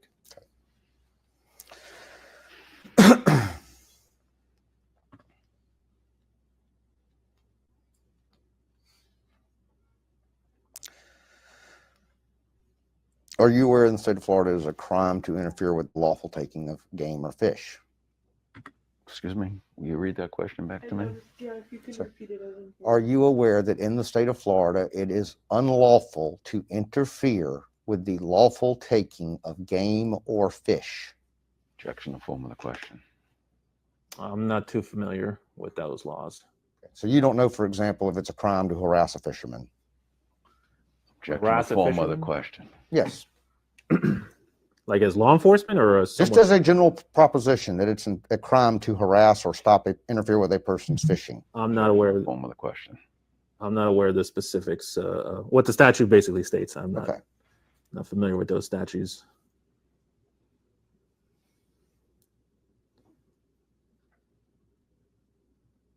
Insane. And he took an oath. All right. So after you and the other 3 officers meet with the park ranger, somebody makes the decision that y'all are going to make an approach to the people on the pier, right? Correct. And what would you describe? Is there a term you would use to describe the type of approach y'all did? As tactical as possible. Basically making sure, we approach. Tactical. He didn't say nothing about lawful. Get side by side, so we're a bigger target. Not a bigger target, but more spread out in the event of someone does start shooting. Our main goal was just to take one person into custody at a time. I can tell you, as I started getting closer, I started realizing there was more people there fishing with sidearms than I realized. At first, I believe we thought there was 3, and it ended up being 5. So right there, I was caught a little off guard. but we slowly took them, secured them, and then began our investigation. Okay. I have that initial 5. Only 4 of them were armed, correct? I don't remember if all of them or 4 of them. Okay. I don't remember. You don't recall, for example, that Mr. Devine, Sean Devine, did not have a firearm on him? I don't remember. Okay. What, you don't remember one way or the other? You idiot. I can't remember who had guns and who didn't. Unless, obviously, what's on the video. I mean, I don't know people's names.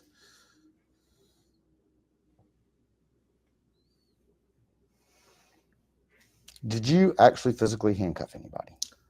Reviewing my BWC, I assisted, I believe, with pill pot. I believe it was. I assisted with giving one of my handcuffs so he could have 2 handcuffs. So it could be easier, I guess, to secure him.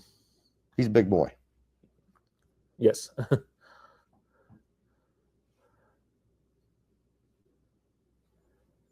You didn't put handcuffs on anybody yourself, though. If I remember correctly, I just assisted with him. I don't remember if I did assist or handcuff someone else. I don't believe I did. Do you know if you pointed your handgun at any of the individuals? I had my gun at the low ready. All the gentlemen on the pier complied with the orders and basically had their hands up. So at that immediate moment, I didn't feel the need to go ahead and aim it directly at them. Okay.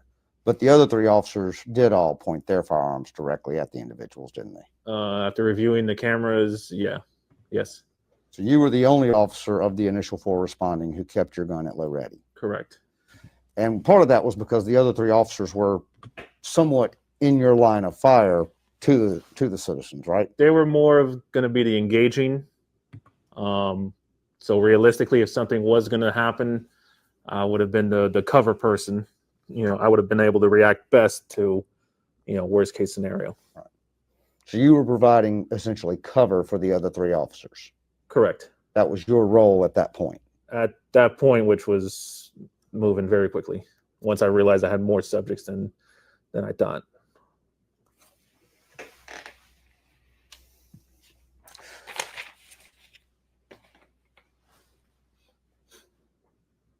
Were you wearing body armor that day of any type? No. Did you have any in your vehicle? No. And hold on, y'all. Let me address the chat real quick. Joe, are you saying you sent me the video? Oh, I'm not really sure what you're saying right there. I just been watching what's going on in the video. I'm catching the chat, but I'm not always looking at everything going on in the chat, because this is my first time seeing this deposition too. So I'm trying to see what's going on here. But this officer is insane. I don't know how he got to this point to be sergeant, but it makes a lot of sense, knowing that's how they operate. But let me see. Yeah, keep looking over there to defense so he can make an objection, and you can see even when he goes to answer, he doesn't really answer honestly and just thoroughly. He starts to say anything.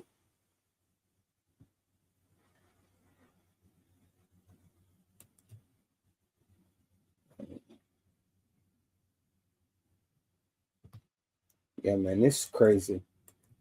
it's my understanding the Miami Beach Police Department that to the officer's discretion. Yes, they do.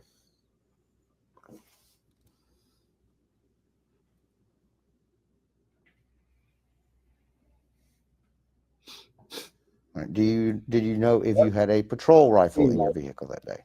I don't carry one in my vehicle. You just generally do not keep a patrol rifle in your vehicle. Correct. That was your practice at that time in 2018, right? For me personally. That was your policy in 2018? For you personally? Me personally, I did not have a rifle. Other officers may or may not have. Do you keep one in your car today? No.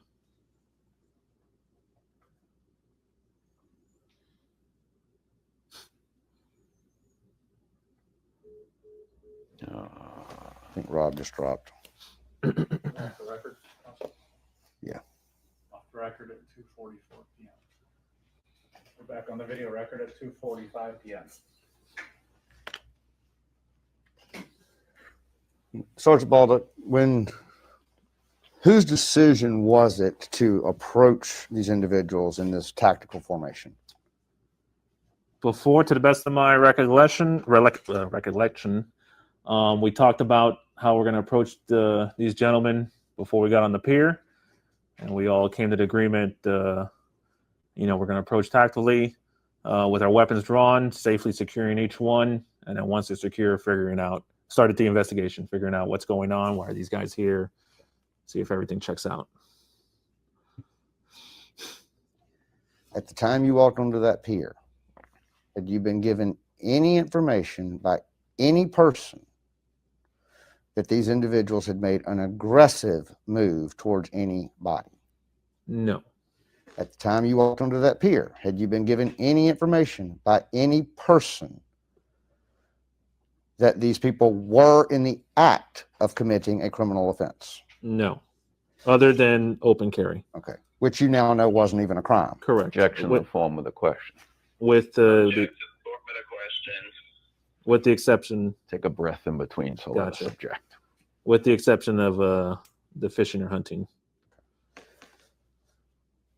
So it's your understanding that open carry is a crime unless you are hunting, fishing, or camping? Correct. So open carry is also a crime unless you are a law enforcement officer? Correct. Okay. So equal weight right there in the same statute, right? Correct. So it's not really an exception as much as it is the law of the state of Florida, right? Correct. The form of the question. So the fact that you believe they were committing the crime of open carry when you walked out there was more about your lack of legal knowledge and lack of your knowledge of Florida law, and not the fact that they were committing a crime, right? Objection in the form of the question, argumentative. The question, he wasn't wrong. He was right about the law. Oh, he wasn't. You can answer. Okay, repeat the question. You did not have knowledge that fishing allowed them to openly carry at that time, correct?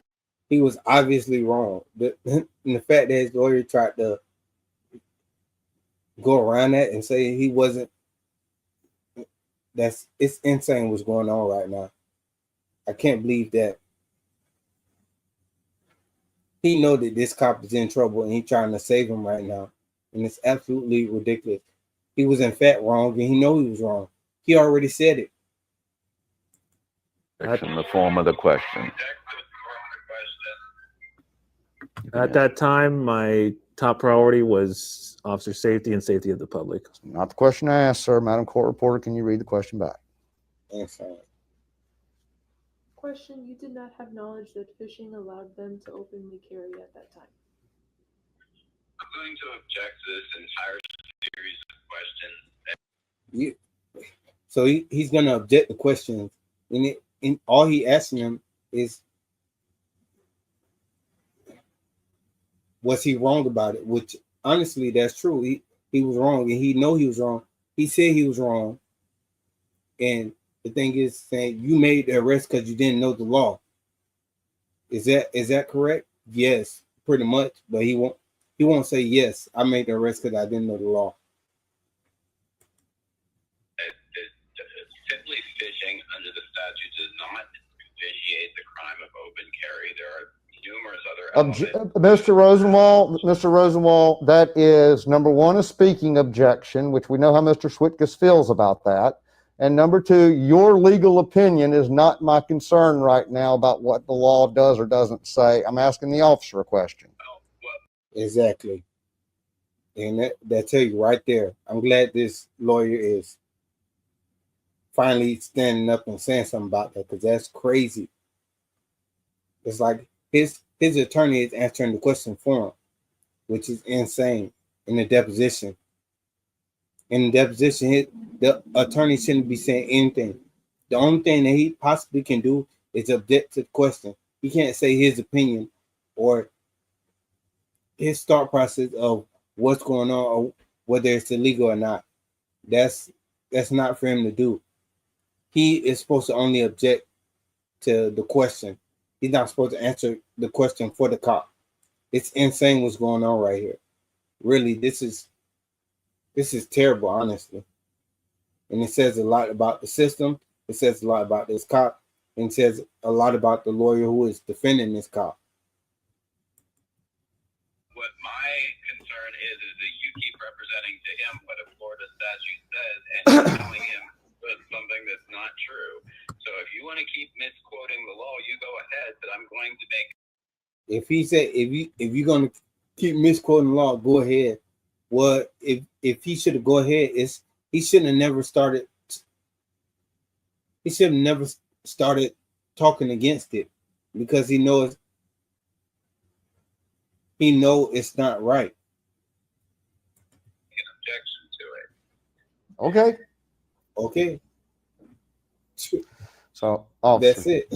You now understand that it is not a crime to have an open carried firearm while fishing, right? Objection in the form of the question. Wow. I understand that, yes. Okay. Yes, sir. But that was not your understanding on the day of this incident, was it? Join. You can answer. My understanding at that moment was that they were open carrying. And that they were violating the law by doing so. Correct. Objection in the form.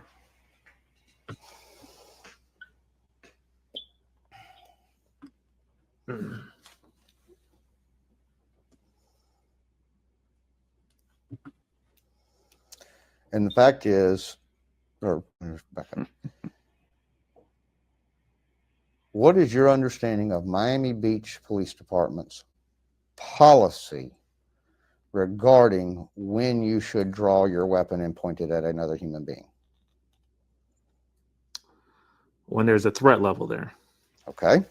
And can you describe what that threat level looks like based on your understanding of the policy of the Miami Beach Police Department?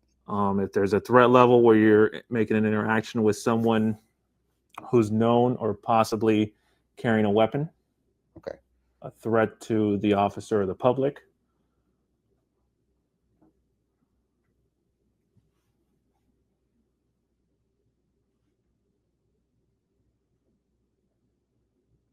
Okay. Anything else? If I feel either myself, my officers, or the public are in danger.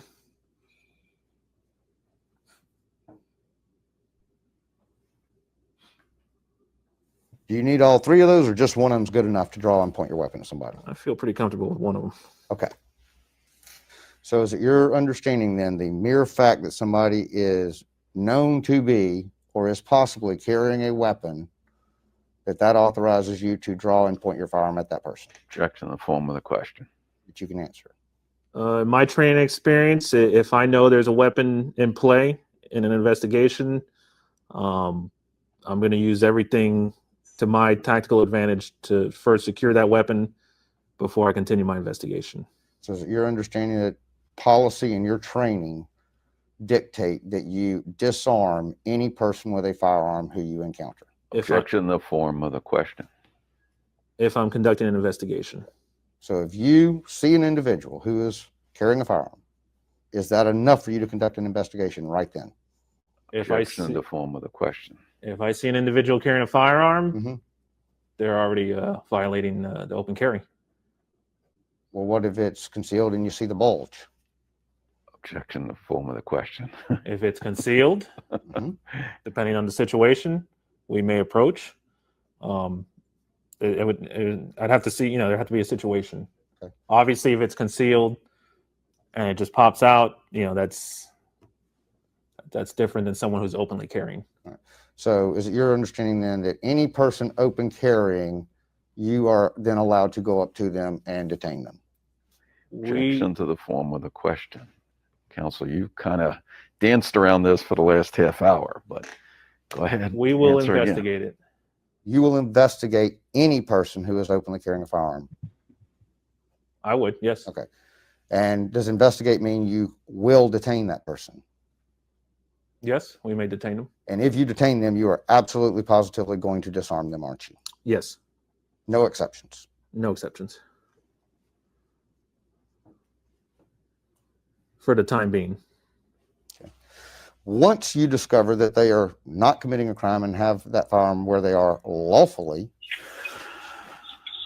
does the Miami Beach Police Department have a policy on how you return that firearm to that person? Objection in the form of the question. Would either of you like to let me know what problem you have with the form of the question specifically? Read the question back and I'll give you a lot of reasons. Okay. Question: once you discover that they are not committing a crime and have that firearm once you discover that they are not committing a crime and they have that firearm lawfully, does the Miami Beach Police Department have a policy on how you return that firearm to that person? Okay, it is a compound question, and it assumes scenarios that are too numerous to indicate, and it's based upon a reasonable investigation, and no officer can be definitively positive that a crime might be or might happen or will happen because it dispels his initial suspicion. Okay. That's the nature of my objection. Mr. Rosenwald, you want to add anything? I do. You keep making this false statement that once the officer has determined that no crime has been committed, and the duty of the officer is not to determine whether a crime has been committed, in that whether the fishing, hunting, and camping exception applies. There are also other elements to that, such as that they're not convicted of a crime, they're not drunk, they're not other things that the statute lists, which the carrier of the gun has the duty to establish as an affirmative defense. Those things were never considered in this case, and the officers had no way of knowing whether those things were true. And so you keep saying once it was established that they weren't breaking any law, the officers did what they could, but it was the duty of the guys carrying the gun to establish whether they were breaking the law, and they never did it in this case. There's not a shred of evidence that they did so. All right. Thank you, Mr. Rosenwald. All right, Sergeant Bolduc. Yes. There came a point in your investigation on Sunday, June 24th, 2018, where you decided you had to release these men, right? Correct. At the point you released them, was it your opinion that no crime had been committed? At that moment, under my investigation, I did not find a crime being committed. Okay. Is this the first ever scenario in your employment that you have encountered where you took a firearm from somebody and had to return it to them when you released them? No, this is not the first time. Okay. To your knowledge, is there a standard operating procedure regarding how to return firearms in the Miami Beach Police Department's policies? The specifics, no, not to the best of my knowledge at the moment. I'd have to review the policy. Do you have a standard procedure in how you return firearms after you determine that the person should get it back? Common practice with all Miami Beach police officers. Once it's deemed that no crime has been committed and the person being investigated has done nothing wrong, usually we'll safely return the weapon in a safe manner. For example, the trunk of a vehicle or a glove compartment, and then we explain to them once we walk away, you're free to go ahead. Put the weapon back together and holster it concealed or whatever it is, however you had it stored. Okay. And so you stated, though, that this was the standard procedure of all officers in the Miami Beach Police Department. Yes. Where did that procedure come from? Did you create it? I did not create it. Okay. Is it written down in some manual somewhere? I would have to review the manuals. Okay. Have you reviewed the manuals before or after this incident to see if there's any standard procedure in there? No. Okay. Is that how you were trained to do it? Yes. Where did you receive the training to do it in that manner? Field training officer when I was on FTO, being trained by a training officer. Training officer of the Miami Beach Police Department. Correct. Approximately what year would that have been? 2010. And you've never been told that procedure is improper or shouldn't be used? Objection in the form of the question. You can answer. I've never. I just asked if he's ever been told that it's improper or shouldn't be used. Not that it is. Have you ever been told that is an improper procedure or that such a procedure should not be used? No. Objection, form of the question. No.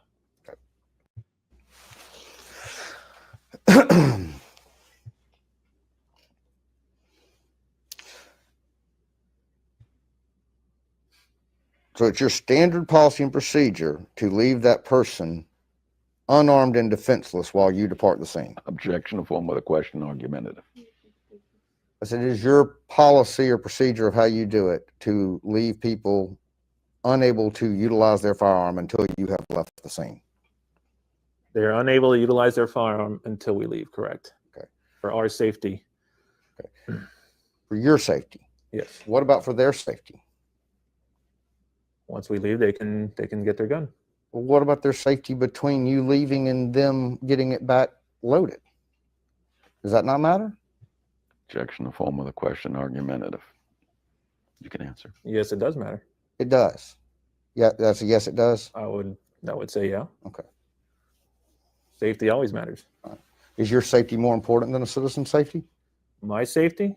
I view the public more important than me. But so do you view a lawfully armed citizen as having a equal or greater safety right than yourself? Objection, the form of the question. A lawfully armed citizen, do you view them as having an equal or greater right to safety than yourself? They have every objection form. Go ahead. Every right as any other person in public. And that includes the right to keep and bear arms, doesn't it? Correct. Includes the right to be free from unreasonable searches and seizures, doesn't it? Correct. Once y'all had concluded that these individuals were not committing a crime by once the decision had been made by officers on the scene, whether yourself or Lieutenant Garcia, not to arrest these individuals for open carry, did they then search other items that the individuals had on the pier? I don't remember searching. I mean, all they had was the coolers. Okay. Do you remember yourself or other officers searching the coolers? We may have opened them. I could assume that. I don't remember. What grounds would you have had to open those coolers? To verify if they had fishing equipment, I guess, fishing bait, things like that. Do you remember any officer suggesting that the cooler should be searched for alcohol to see if they were violating the no alcohol on the pier rule? I don't remember if that was mentioned, but it may have. Okay. Did you have probable cause to believe that there was illegal alcohol on the pier? Objection, the form of the question. No, we didn't. Overall, I didn't have any suspicion of an alcohol issue.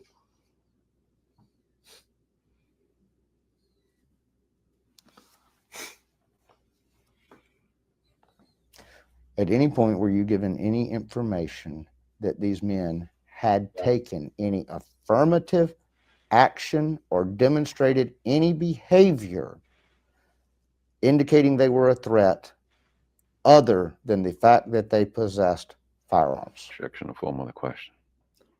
Just the information of our men through dispatch on the pier and of the interactions with the park ranger and the possible fact that they may be sovereign citizens. Would you agree that none of the two or three things you just described are acts or demonstrations or actions of the individuals, but rather information you were given? Objection, the form of the question. I'm going off based on information I was given. Okay. Were you given any information that any of them had been aggressive to anybody? I don't remember getting that information. Were you given any information that any of them had pointed a gun at anybody? No. Were you given any information that any of them had threatened anybody? No. Did you get any information that any of them had displayed their firearms in a rude, careless, angry, or threatening manner? No. So at the time you approached them, you had no information of those types. Of those things, the no. form of the question.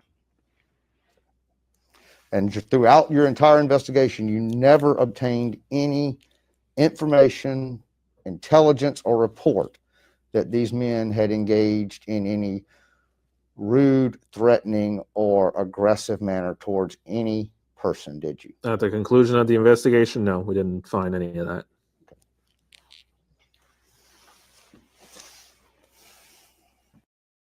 He said at the conclusion, but it wasn't from the beginning.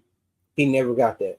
So I don't know what he mean by at the end of the investigation, we didn't discover that. Nobody said that ever from the call in general.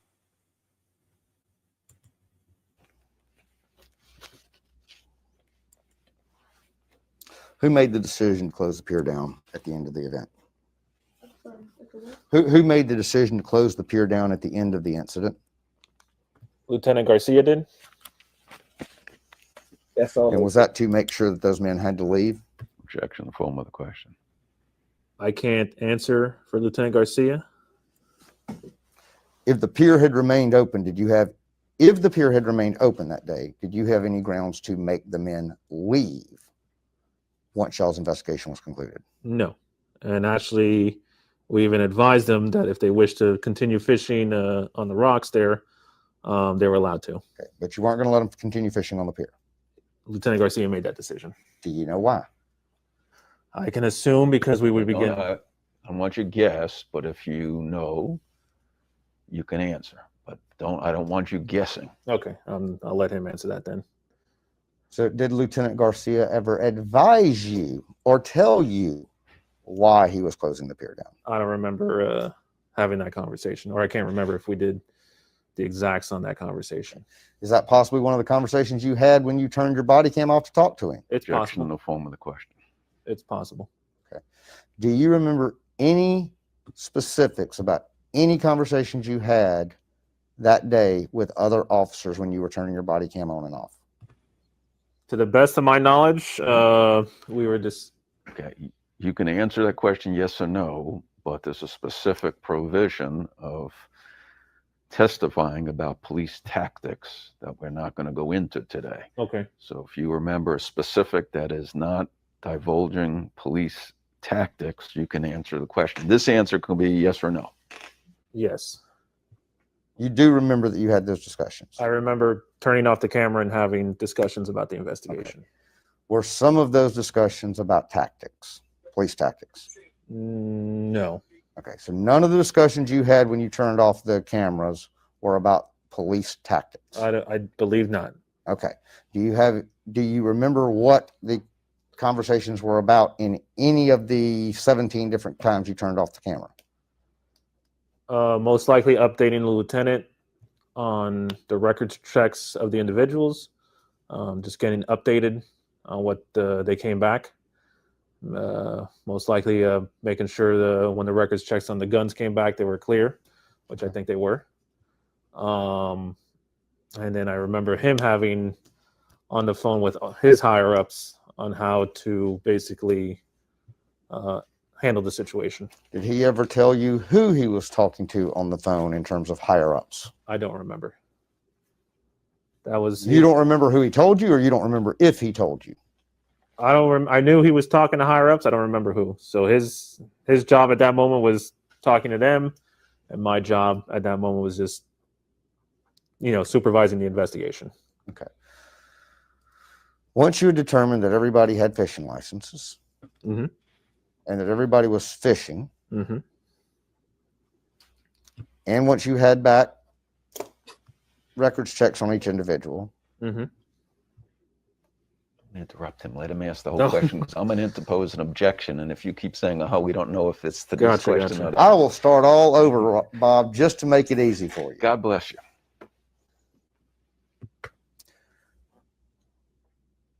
I'm going to list a list of things that I saw performed on the video on the radio traffic. Okay. Okay. I saw you, or some officer. I saw some officer. They should check the backgrounds of each individual. Yes? Go ahead, Bob. Yes. I heard radio traffic where they checked out each gun. Yes.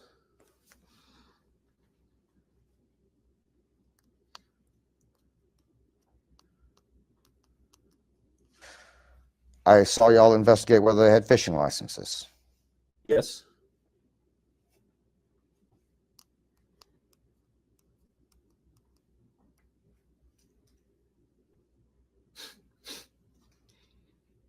You had already observed that they were fishing, right? Objection, form with a question. I observed the fishing poles with the lines in the water. Yes. Okay.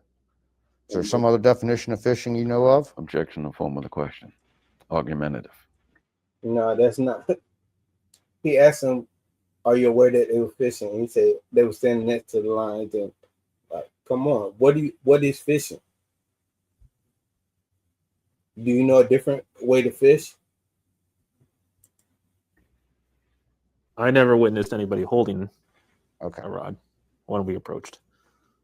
Do you have to be holding a rod to be engaged in the act of fishing? Objection, in form with a question.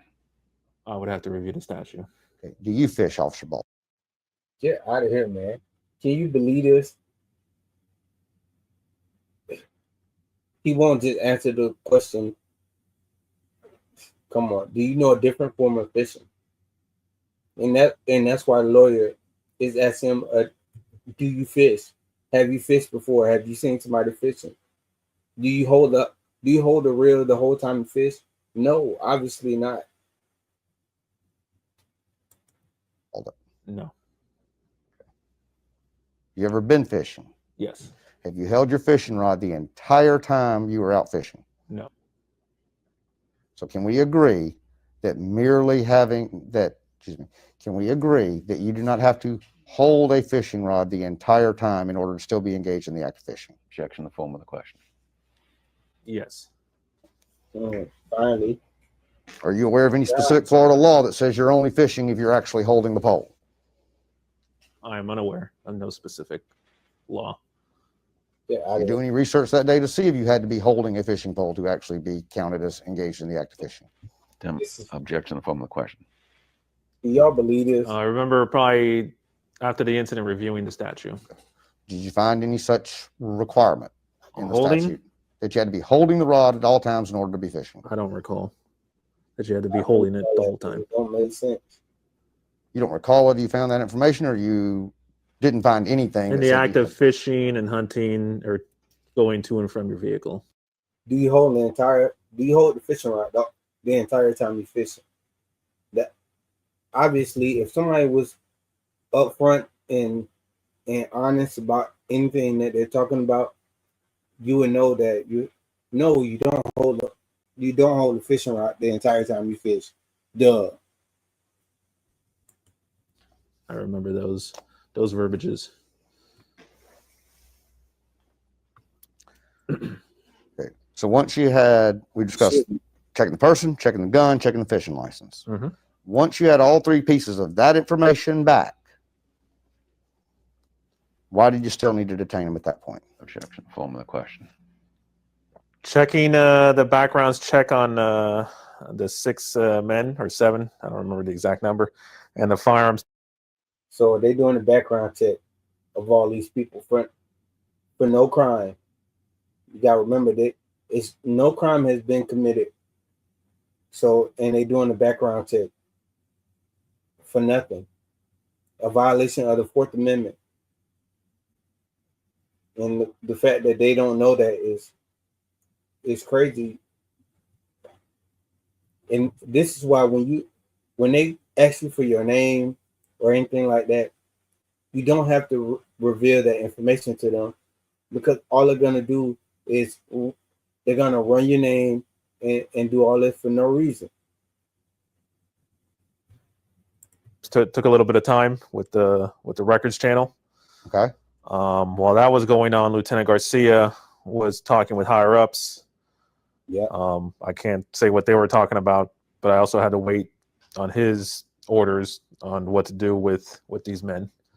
But once it was discovered that, if I remember correctly, once it was discovered that everything checked out, that's at that point, that's when we went ahead and started unhandcuffing the individuals. So you're saying you believe that y'all started unhandcuffing them? You gotta ask them, was it live bait on the line? If it's not live bait, you're not fishing. Hey, come on. Can you believe this guy? Like this is so upsetting. And it's always like this in the depositions. They always all over the place. It won't just answer the question. If you did the right thing, just answer the question. The only time that they don't answer all the questions is when they know they didn't do the right thing. If they did the right thing, you could just answer all the questions yes, no, real easy. As soon as you knew that all the guns were clear and all the backgrounds were clear. Once our alarm, you know, that these guys aren't criminals, they don't have criminal backgrounds, that they're allowed to have these guns, they don't have any, they're not any alerts on any terrorist group or convicted felons or mental health personnel, you know, that they're normal people. And the guns cleared, no stolen firearms. You know, our alarm was it's dispelled our alarm, so we went ahead and unhandcuffed them. Yes. It wasn't the exact question I asked. The question I asked was, is it your contention that they were unhandcuffed as soon as all people and all guns had been cleared by the background checks? To the best of my knowledge, yes. Okay.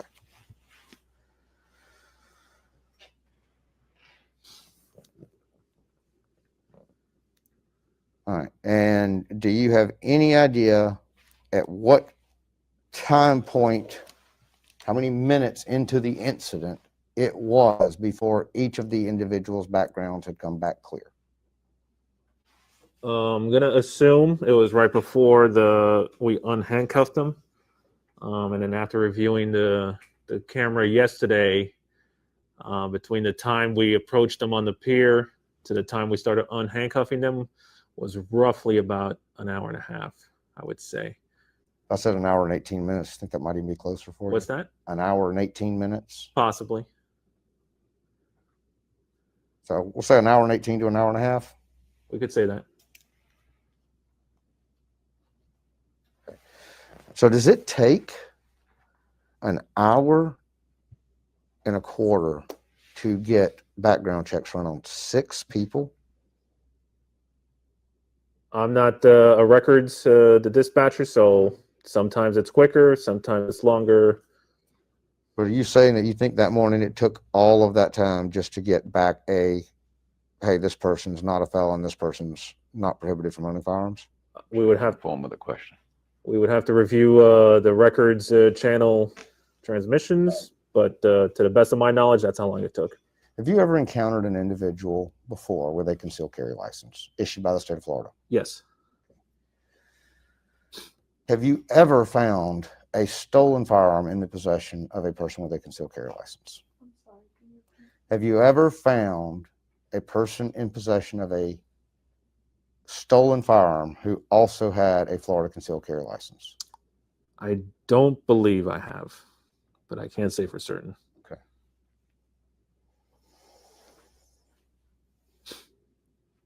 Did you also run all their concealed carry licenses for those that had them? I believe we did. Okay. I would assume we did, so I'm pretty sure we did. Officer, do you have a concealed carry license? I do. When did you get it? Maybe 8 years ago, I'm guessing. Before this incident? Yes. Okay. And if you've had it 8 years, you may have even had to renew it at least once, right? I believe I just did last year or this year. Do you remember when you got that license, filling out an application for that license with the Florida Department of Agriculture and Consumer Services? I remember filling out a form. Okay. Do you remember having to sign that form? I'm sure I did. Okay. Do you remember that form stating that you were signing it under penalty of perjury? Or under oath or anything like that? I'm sure I did. Okay. Do you remember that form stating that by signing it, you were stating you had read and understood all the provisions of Florida Statute Chapter 790? I don't remember that. Okay. If I told you it's absolutely on that form, would you have any reason to dispute that? Objection to form of the question. No, I don't believe. I'm sure it's on there. So did you actually read Chapter 790 before you filed that? I probably didn't. Oh, wow.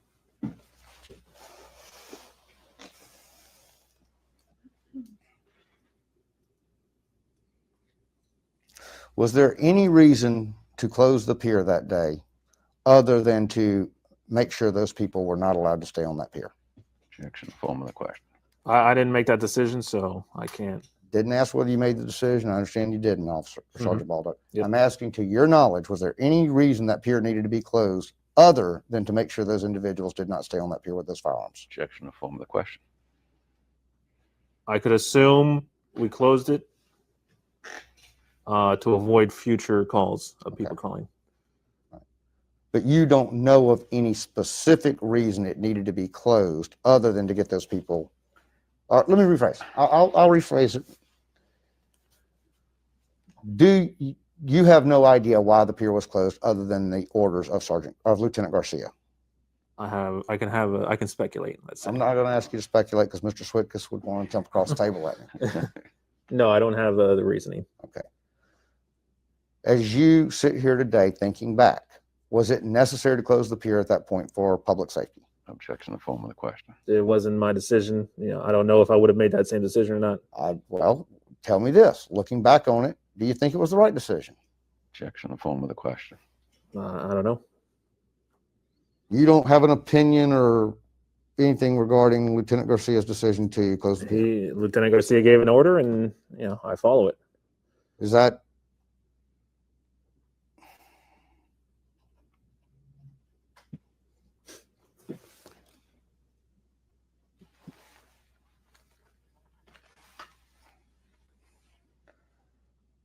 Do you believe you're under some obligation to follow every order you're given, sir? No. Okay. Just want to see if we're clear on that. Do you, based on your experience, knowledge, work as a law enforcement officer, can you identify for us today any reason the pier needed to be closed on June 24th, 2018? To avoid future calls. To avoid future calls for what? Objection to form. Go ahead. It's very likely, as the day progressed, since this was still early in the morning, people would have called saying, hey, there's people in the park with guns, which we, a lot of people in this city, when they see something suspicious, they call and we investigate. All right. You investigate all calls? All types of calls, yes. You investigate any call that comes in? If it's, for the most part, yes. Okay. Is the fact that somebody might be uncomfortable or call you later about the same event a reason to close a public park? If a call of a gun or a weapon comes through. Not my question. My question was, is the mere fact that somebody might call because they dislike somebody's behavior a reason to close down a public park? Objection to the form of the question. I'm probably not. So you think you might have had the decision been yours, close the park in order to prevent having to come back out on another call for these men with guns? Is that what you're telling me? I'm trying to understand. That would probably be one of the factors. Okay. Any other factors you'd think? At the end of the day, we have people with guns. Anything can happen. Okay. And you didn't think it's okay you didn't think it was a good idea for them to have guns out on that pier, did you? Objection to the form of the question. If they're law-abiding citizens doing nothing illegal, there's nothing, my opinion doesn't matter. Okay. Which, even though we closed the pier, we still afforded them the opportunity to continue fishing. As long as they weren't going to fish on the pier. Objection to the form of the question. The lieutenant made the decision to close the pier, so the pier was off limits. Okay. Was there anything wrong with the pier? No. No structural defects? No. No dangerous thing going on the pier? Objection to the form of the question. No.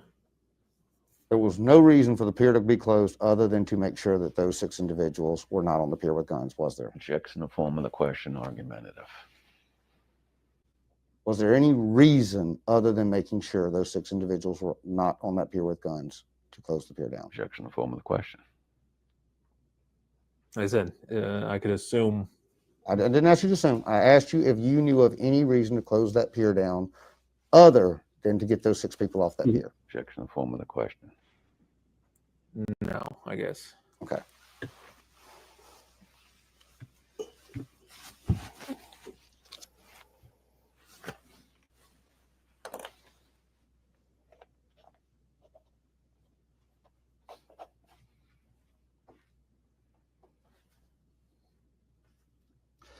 to your knowledge, has there been any change in policy that you have been instructed to adhere to regarding how to deal with lawfully armed citizens since June 24th, 2018? Since the incident, Yes, we did have our quarterly training, which did focus on the incident.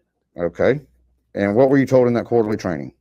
Basically, the laws on that statute, reference hunting, fishing, you are allowed to openly carry. Okay. It is allowed. Were you told that you should continue to investigate every case where you see somebody open carrying?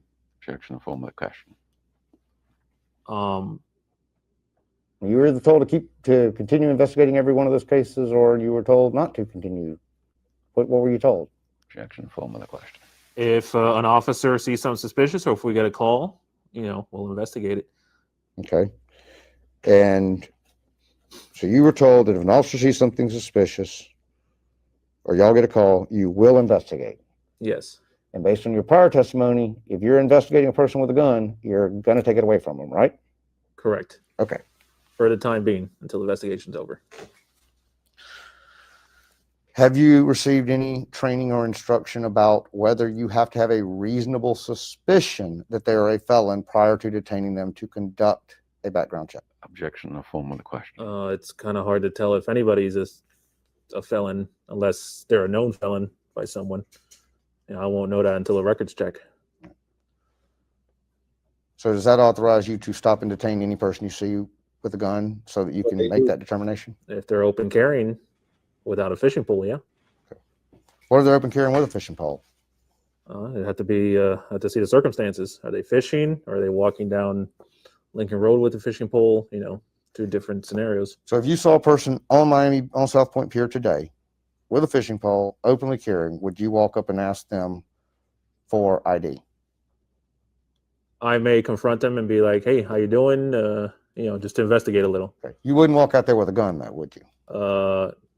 Pointed at. Excuse me. The question. Excuse me. You wouldn't walk out there and point a gun at them just because they were fishing on the pier. If they were fishing, Objection, the form of the question.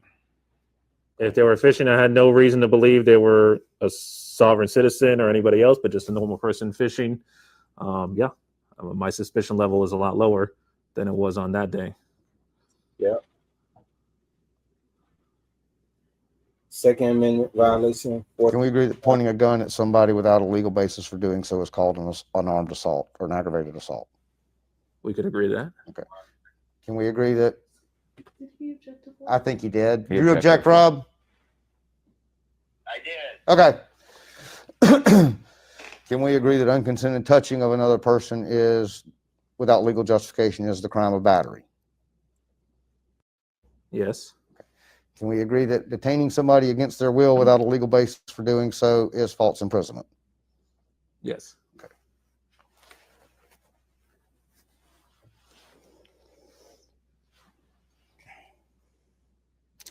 In this quarterly training, were you told, or were the trainees told that they had done, if there were any errors or mistakes made on June 24th, 2018, and how that situation was handled by the Miami Beach Police Department? Situation or that incident wasn't talked about, probably because it's an open case. Mhm. Obviously, it is. So they're not gonna talk about the things that happened that day. Just a general, if you encounter someone fishing or hunting and they're open carried, they're in their legal obligation too. Okay. You were told that is a lawful thing to do. Correct. Objection, the form of the question. You were told during the training that a person openly carrying while hunting, fishing, or camping is acting within the law. Objection, the form of the question. It was reiterated, yes. Okay. Were you instructed that you should still make contact and run their background to see if they're a felon or other prohibited person? Objection, the form. That would have to be on the officer's discretion or the type of call that comes in through dispatch. Is that what the training people told you? I don't remember the specifics except for those big key points. Okay. Do you know if you got a printed material that day for that training? I'm sure the training unit could provide that at the Miami Beach Police Station. Okay. The question was, did you get printed material that day? I don't remember if I did or not. Okay.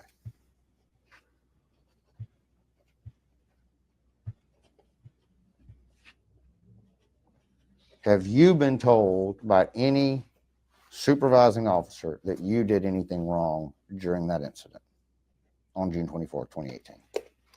No. As you look back, do you believe you made any errors that day? No.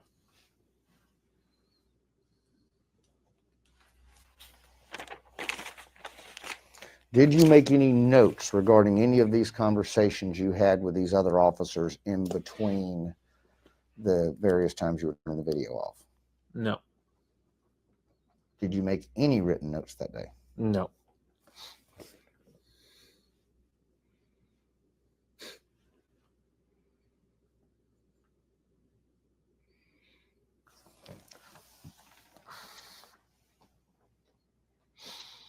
Have you ever received any training on whether or not you can move a person's property in order to get to the serial number or other identifying information on it to check to see if it's stolen? Objection to form of the question. Moving as in? For example, have you ever been trained about searching a house and moving a stereo so you can look at the serial number on the back? I don't. Training like that, no. Okay. In the police academy, did you get any training on dealing with law-abiding citizens who are armed? Who are armed? Yes. I'm sure I was, but I can't remember specifics. Okay. You were trained how to deal with people who you needed to take a gun away from in the police academy? I'm sure that was part of the curriculum. Okay. Was that also reinforced by your work with your field training officer? Field training officer, quarterly and annual training when it's involving firearms. Any updated legal guidelines, maybe pertaining to firearms, they'll put it out there. Have you ever received any training specifically regarding the right of certain people to openly carry or conceal carry firearms in the state of Florida, other than the quarterly training you've already told me about? I can't remember. Have you ever received any training regarding citizens' right to bear arms? Yes, because there are citizens can bear arms. Okay. Were you taught how to check concealed carry licenses to see if they were valid? Run the CCW number, Mm-hmm. Make sure it's good, valid, okay, through records. When you encounter a person with a concealed carry license, how do you search that information to see if it's a valid license? We usually do it through Channel 4, which is the records channel on the radios. Okay.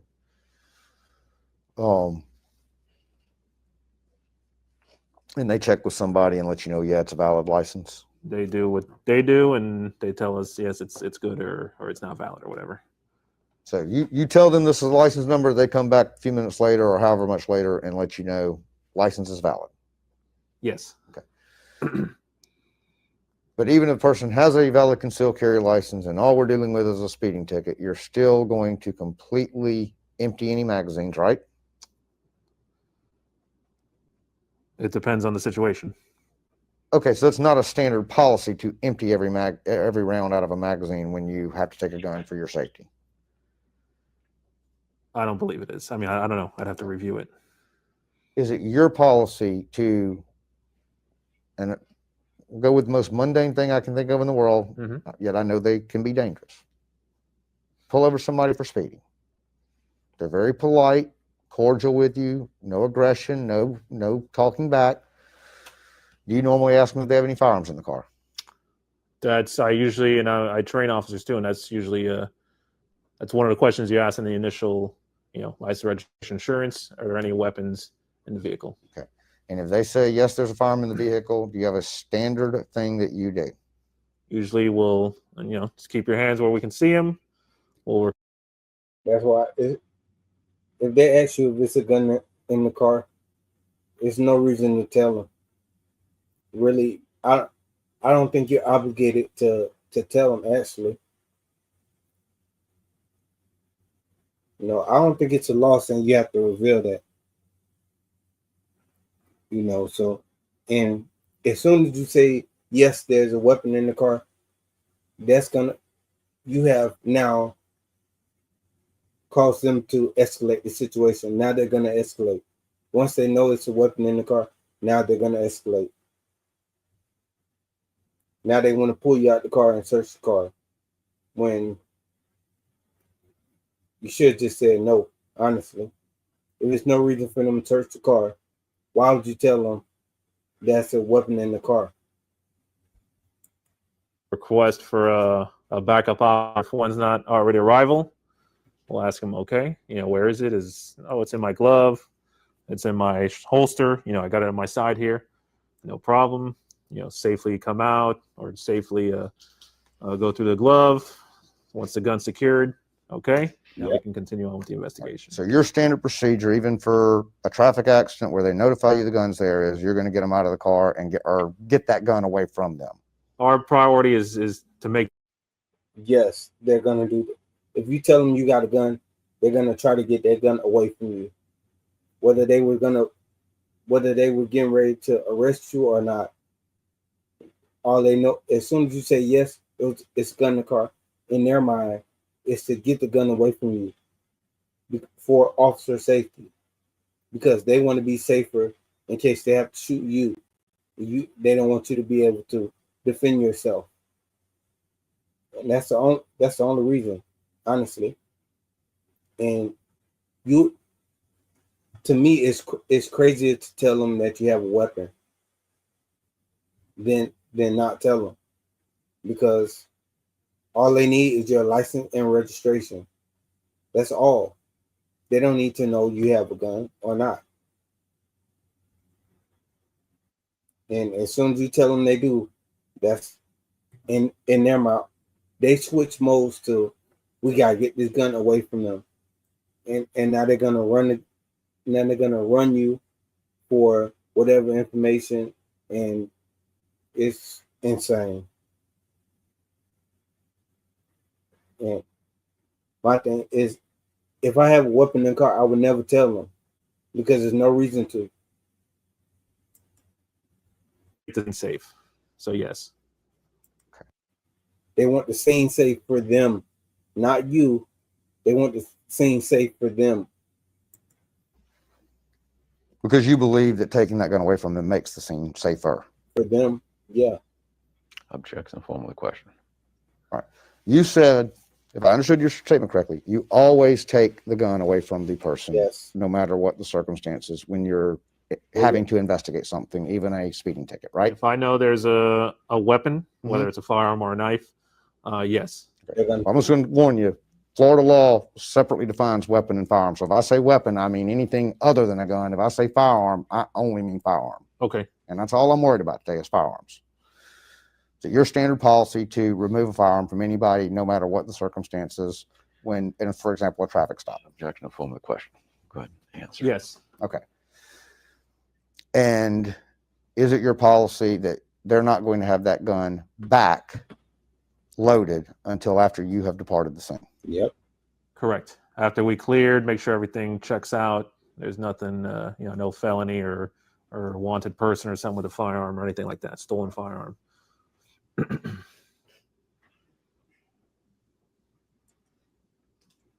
And if you've been given. Yeah. And if you have a felony, then it's even more of a reason why you wouldn't tell them that you have a firearm. If they just pulled you over for a regular traffic stop and they ask you if you have a firearm, there's no reason to tell them that you do. It makes no sense. It doesn't help you at all. It'll never help you. You have not been given any training at any point to tell you don't do that without having some extra suspicion that there's something going on. No. Okay. He said something? He said form. Oh. Hold on. You say in Florida, you have to let them know if you have one. Where does it say that?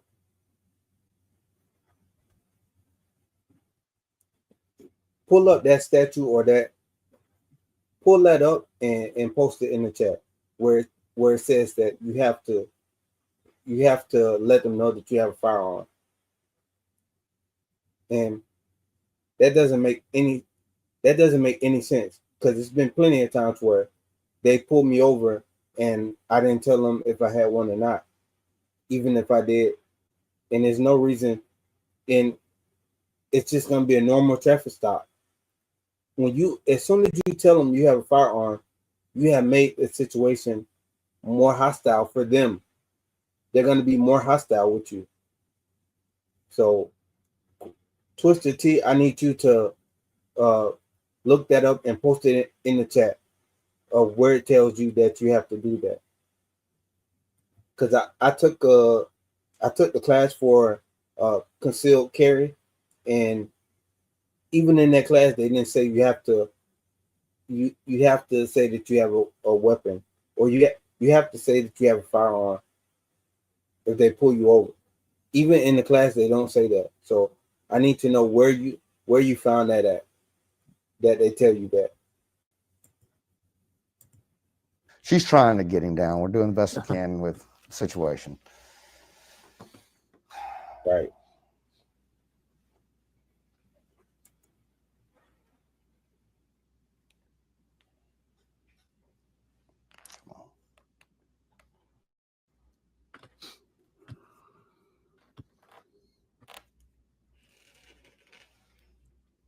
And my thing, okay, if they pull you over for a traffic infraction and they ask you if you have a weapon, if you have a firearm, you tell them no, and somehow they locate your firearm, and whether you're supposed to have it, or even if you're supposed to have it, what happens because you said no, you didn't have one? What's going to be the charge for that? That makes no sense to me. It'll never help you to tell them that you have a firearm. The only time that you would tell them that you have a firearm is when they obviously can see the firearm. Like if you have it just on you or somewhere. But just to tell them you have it, just to tell them so they know, is insane to me. So I need to know where it tells you that. Y'all drop that statute or that law that says you have to tell them that you have it. Where does it say that at?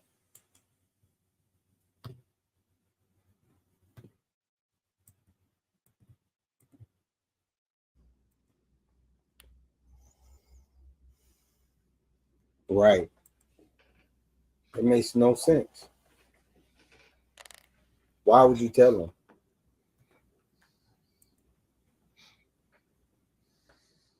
Yep.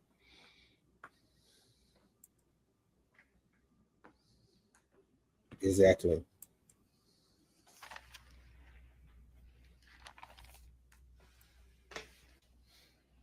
Why would you tell them? It doesn't help you in any way. And they say that's when you exercise your Fifth Amendment. And you're not a criminal, so there's no reason for you to answer their questions. None of that. If they pull you over, you just give them your license and registration. That's it. If they ask you where you Do you hear any of the officers being critical or condescending of any of the armed citizens on the pier that day?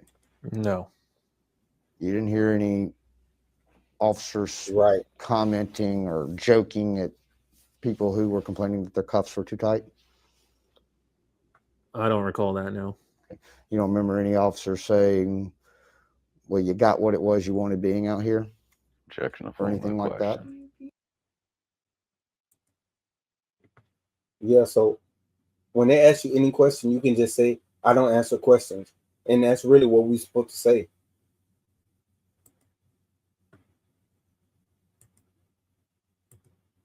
Sure. You don't have You don't remember any officers making any comments like, well, I guess you got a reaction. Maybe it wasn't the one you wanted. Objection to form of the question.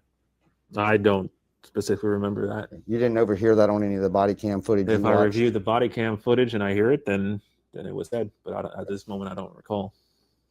So unless it's on the body cam footage, you don't remember it. I'm not going to remember something from 3 years ago. You didn't make any written notes about the incident for yourself, did you? I did not. Right. So do you have any memory of anything else specifically that was? Hold on. You say in Colorado for your CCW, it tell you that you don't have to tell them anyway. And like I said, when I took my class for my concealed, they didn't say anything about, oh, if you get pulled over, you have to tell them. Like, it doesn't say that. That's why I'm trying to figure out what Twisted Tea was talking about, saying you have to tell them if you have it or not. That doesn't make any sense to me.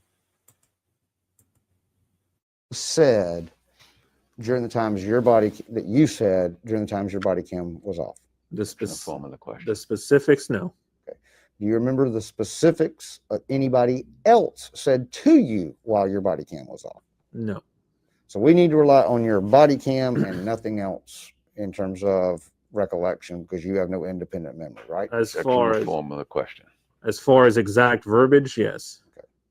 Do you remember the general content of any of the discussions while your body cam was turned off? Objection repetitious. Can answer it again. And just Oh, so okay. So if you say no and you have one, then I guess that would be under this section. So it's better off to say you don't answer questions at all. And that way you don't give a yes or no, you just don't answer questions. So if you respond and saying I don't answer questions, then then okay, they can't do anything. I'm guessing that's what this section 837.05 says. And I guess that's what you mean by it. So it's best to say that it's best to just say that you don't answer questions.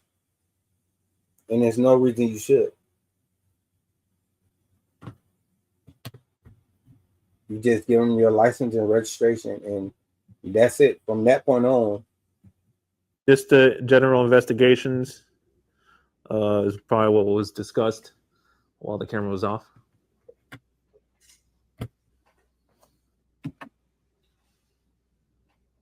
Do you remember specifically which other officers you talked to while your camera was off? You know, we already discussed you talked to Lieutenant Garcia. Do you remember anybody else specifically? On one of the BWCs, you see me talking to Sergeant Salaburia. That is Jennifer Salaburia? Jessica. Jessica, I'm sorry. Yeah. So you see me talking to her with the audio off, and then you see me activating. So it captures the 30 seconds prior to me, finishing my conversation with her and activating it, and then going back to the group. Okay. Just curious question. Why not just leave it on while you're having this discussion with her? Check in the form of the question. You Just so answer it. Go ahead. Just so investigation talks about the investigation, police tactics, things like that aren't captured on BWC. Well, you already told me police tactics weren't discussed that day. Well, I'm just giving an example. Okay. That day, why not just let it record? Because things have to be discussed. But it wasn't police tactics you were discussing. What about the investigation was so sensitive that you couldn't leave it running? Objection to form of the question. It's just common practice. The point, the reason for the BWCs is for the interaction with the public, not so much the interaction with other officers. Have you been warned that officers have gotten in trouble for things? Yeah. Whether you tell them or not, you're helping them with their investigation against you. And you don't have to do that. So you don't have to answer questions. Because all you're doing would be helping them with their investigation against you. And by law, you don't have to help them with their investigation against you. So you just say no.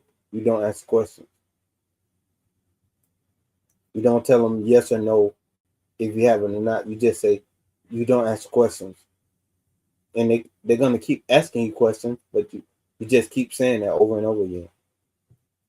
And you can tell them you invoke your Fifth Amendment, or you can just say you don't ask questions. It's wild that they will keep trying to ask you questions. Even if you tell them you don't ask questions, they're going to keep asking you different questions, and they're going to ask you like soft questions, and then they're going to start trying to get into it. But you got to know your rights. That they've said on their body worn cameras when they didn't remember they were running. Objection to form of the question. Argumentative. Ask me who's been informed. Have you? I've seen news stories, yes. Okay.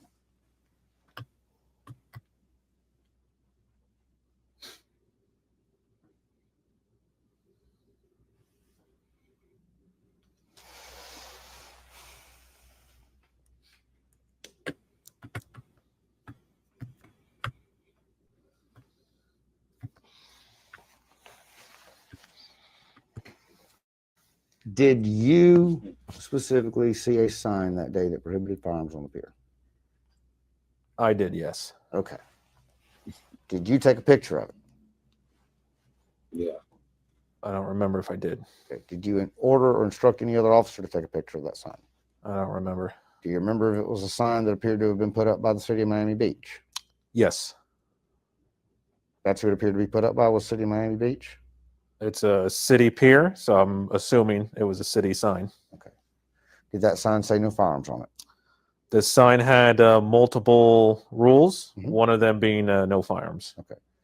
At the point where you walked onto that pier, did you believe that that sign carried some legal weight? I don't think I even looked at the sign.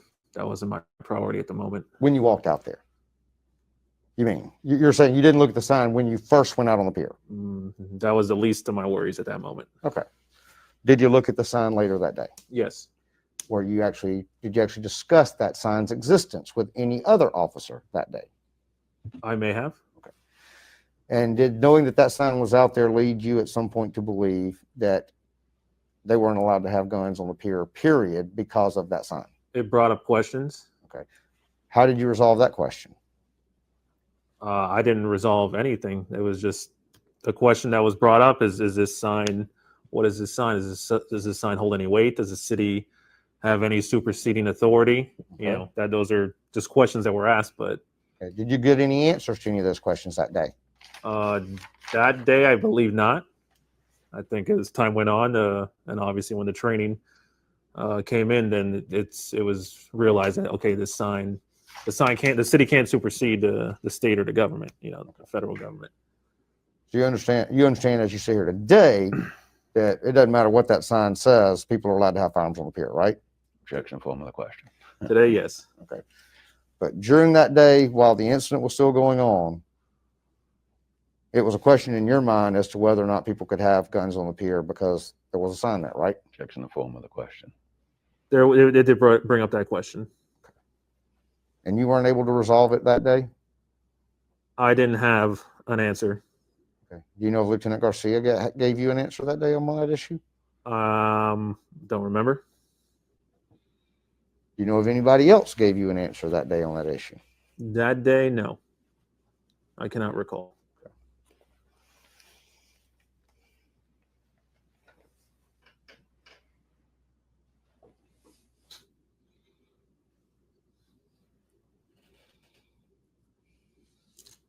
You signed off on a few of the officers' narratives that they wrote. Correct. Right? Yes. Okay. Is that kind of standard operating procedure of your officers? You're going to sign off on their narratives after they're done? Correct. If they're my officers, I review the reports and make sure there's no spelling errors, and if everything is as accurate as it could be, then yes, I approve it. And do you know if you interviewed anybody other than the 3 initial responding officers' reports that day? I would have to double check. I'm I'm sure I approved more reports than just theirs. But my names are on them. If my name's there, then I approved it. If your name's on it and you approved it, that means you felt like they were sufficiently detailed with their description of the event? Objection to form of the question. Correct. You ever tell them, sorry, this isn't detailed enough, go back and do it again? Just in general, in your job? There may be times, yeah.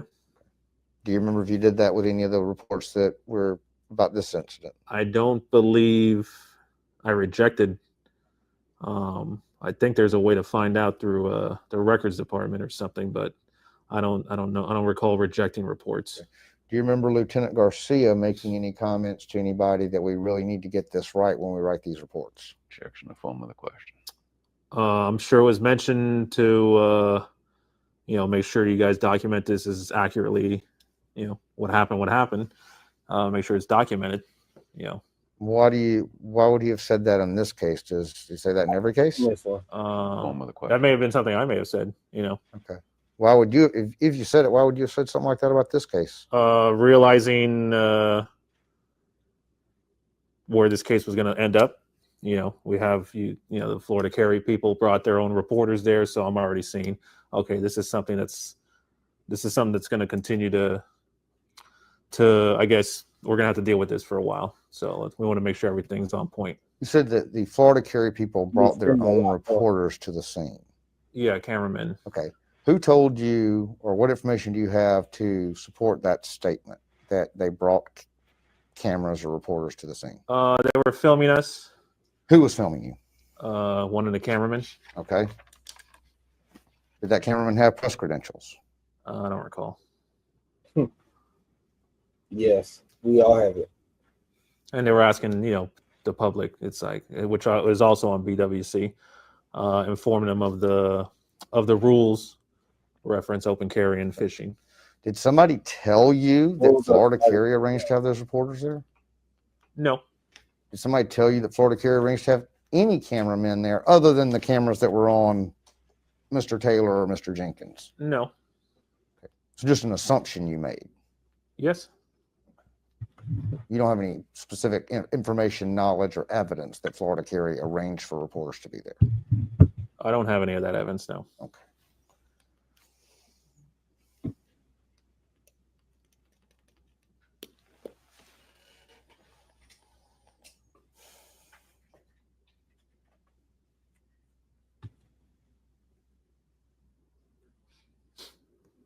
Yes, man.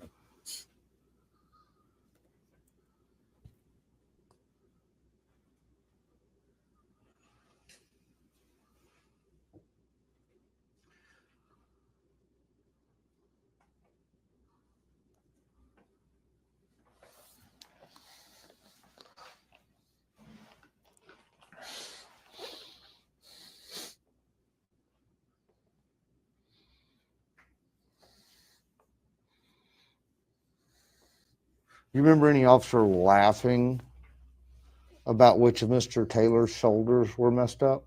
Objection to form of the question. No.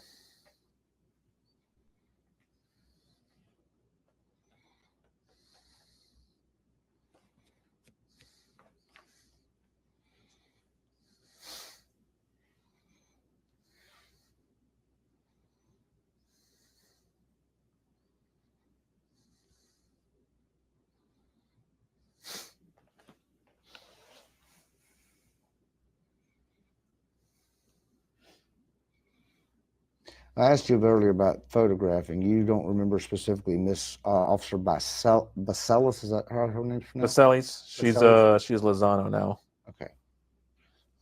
You didn't see her specifically photographing any serial numbers or anything? I did not.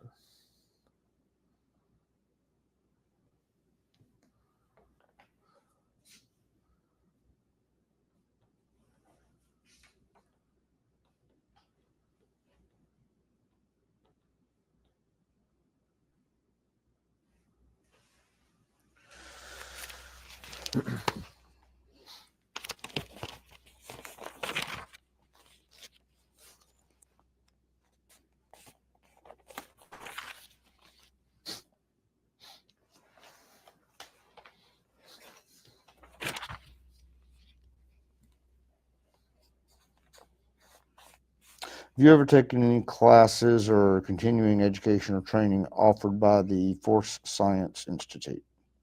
No.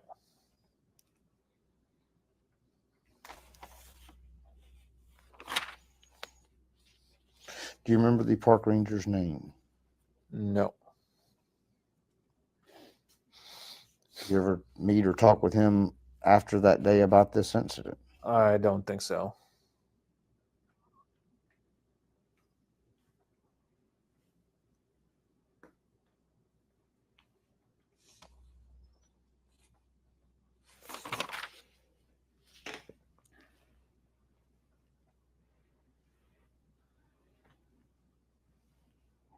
No further questions. You remember any of the participants that day on the pier mentioning that they had sent notification to the city before the date of their demonstration? Yes. Object form. And do you remember who said that? I'd have to review the camera. I'm going to assume Taylor. Did you ever receive any notification that Florida Carry was going to hold an event the day of this incident? Object form. I did not.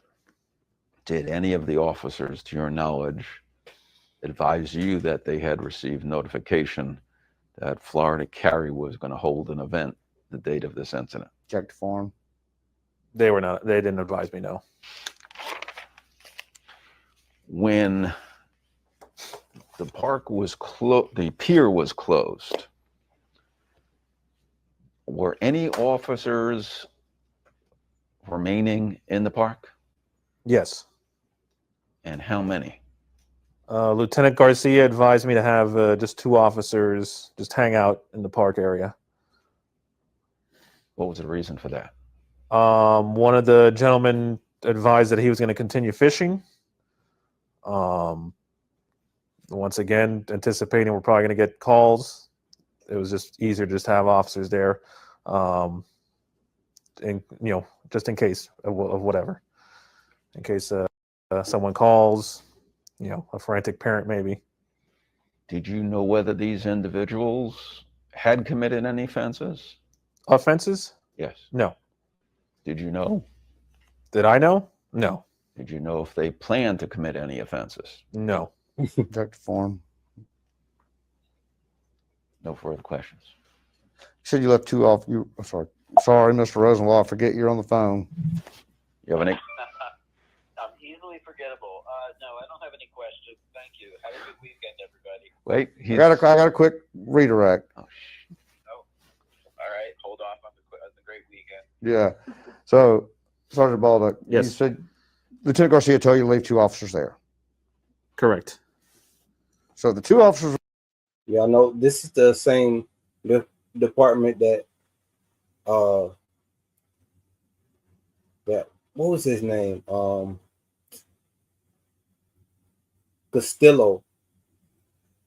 Y'all remember when Castillo showed up at the library? This is it was the video that actually kind of blew my channel up because SAV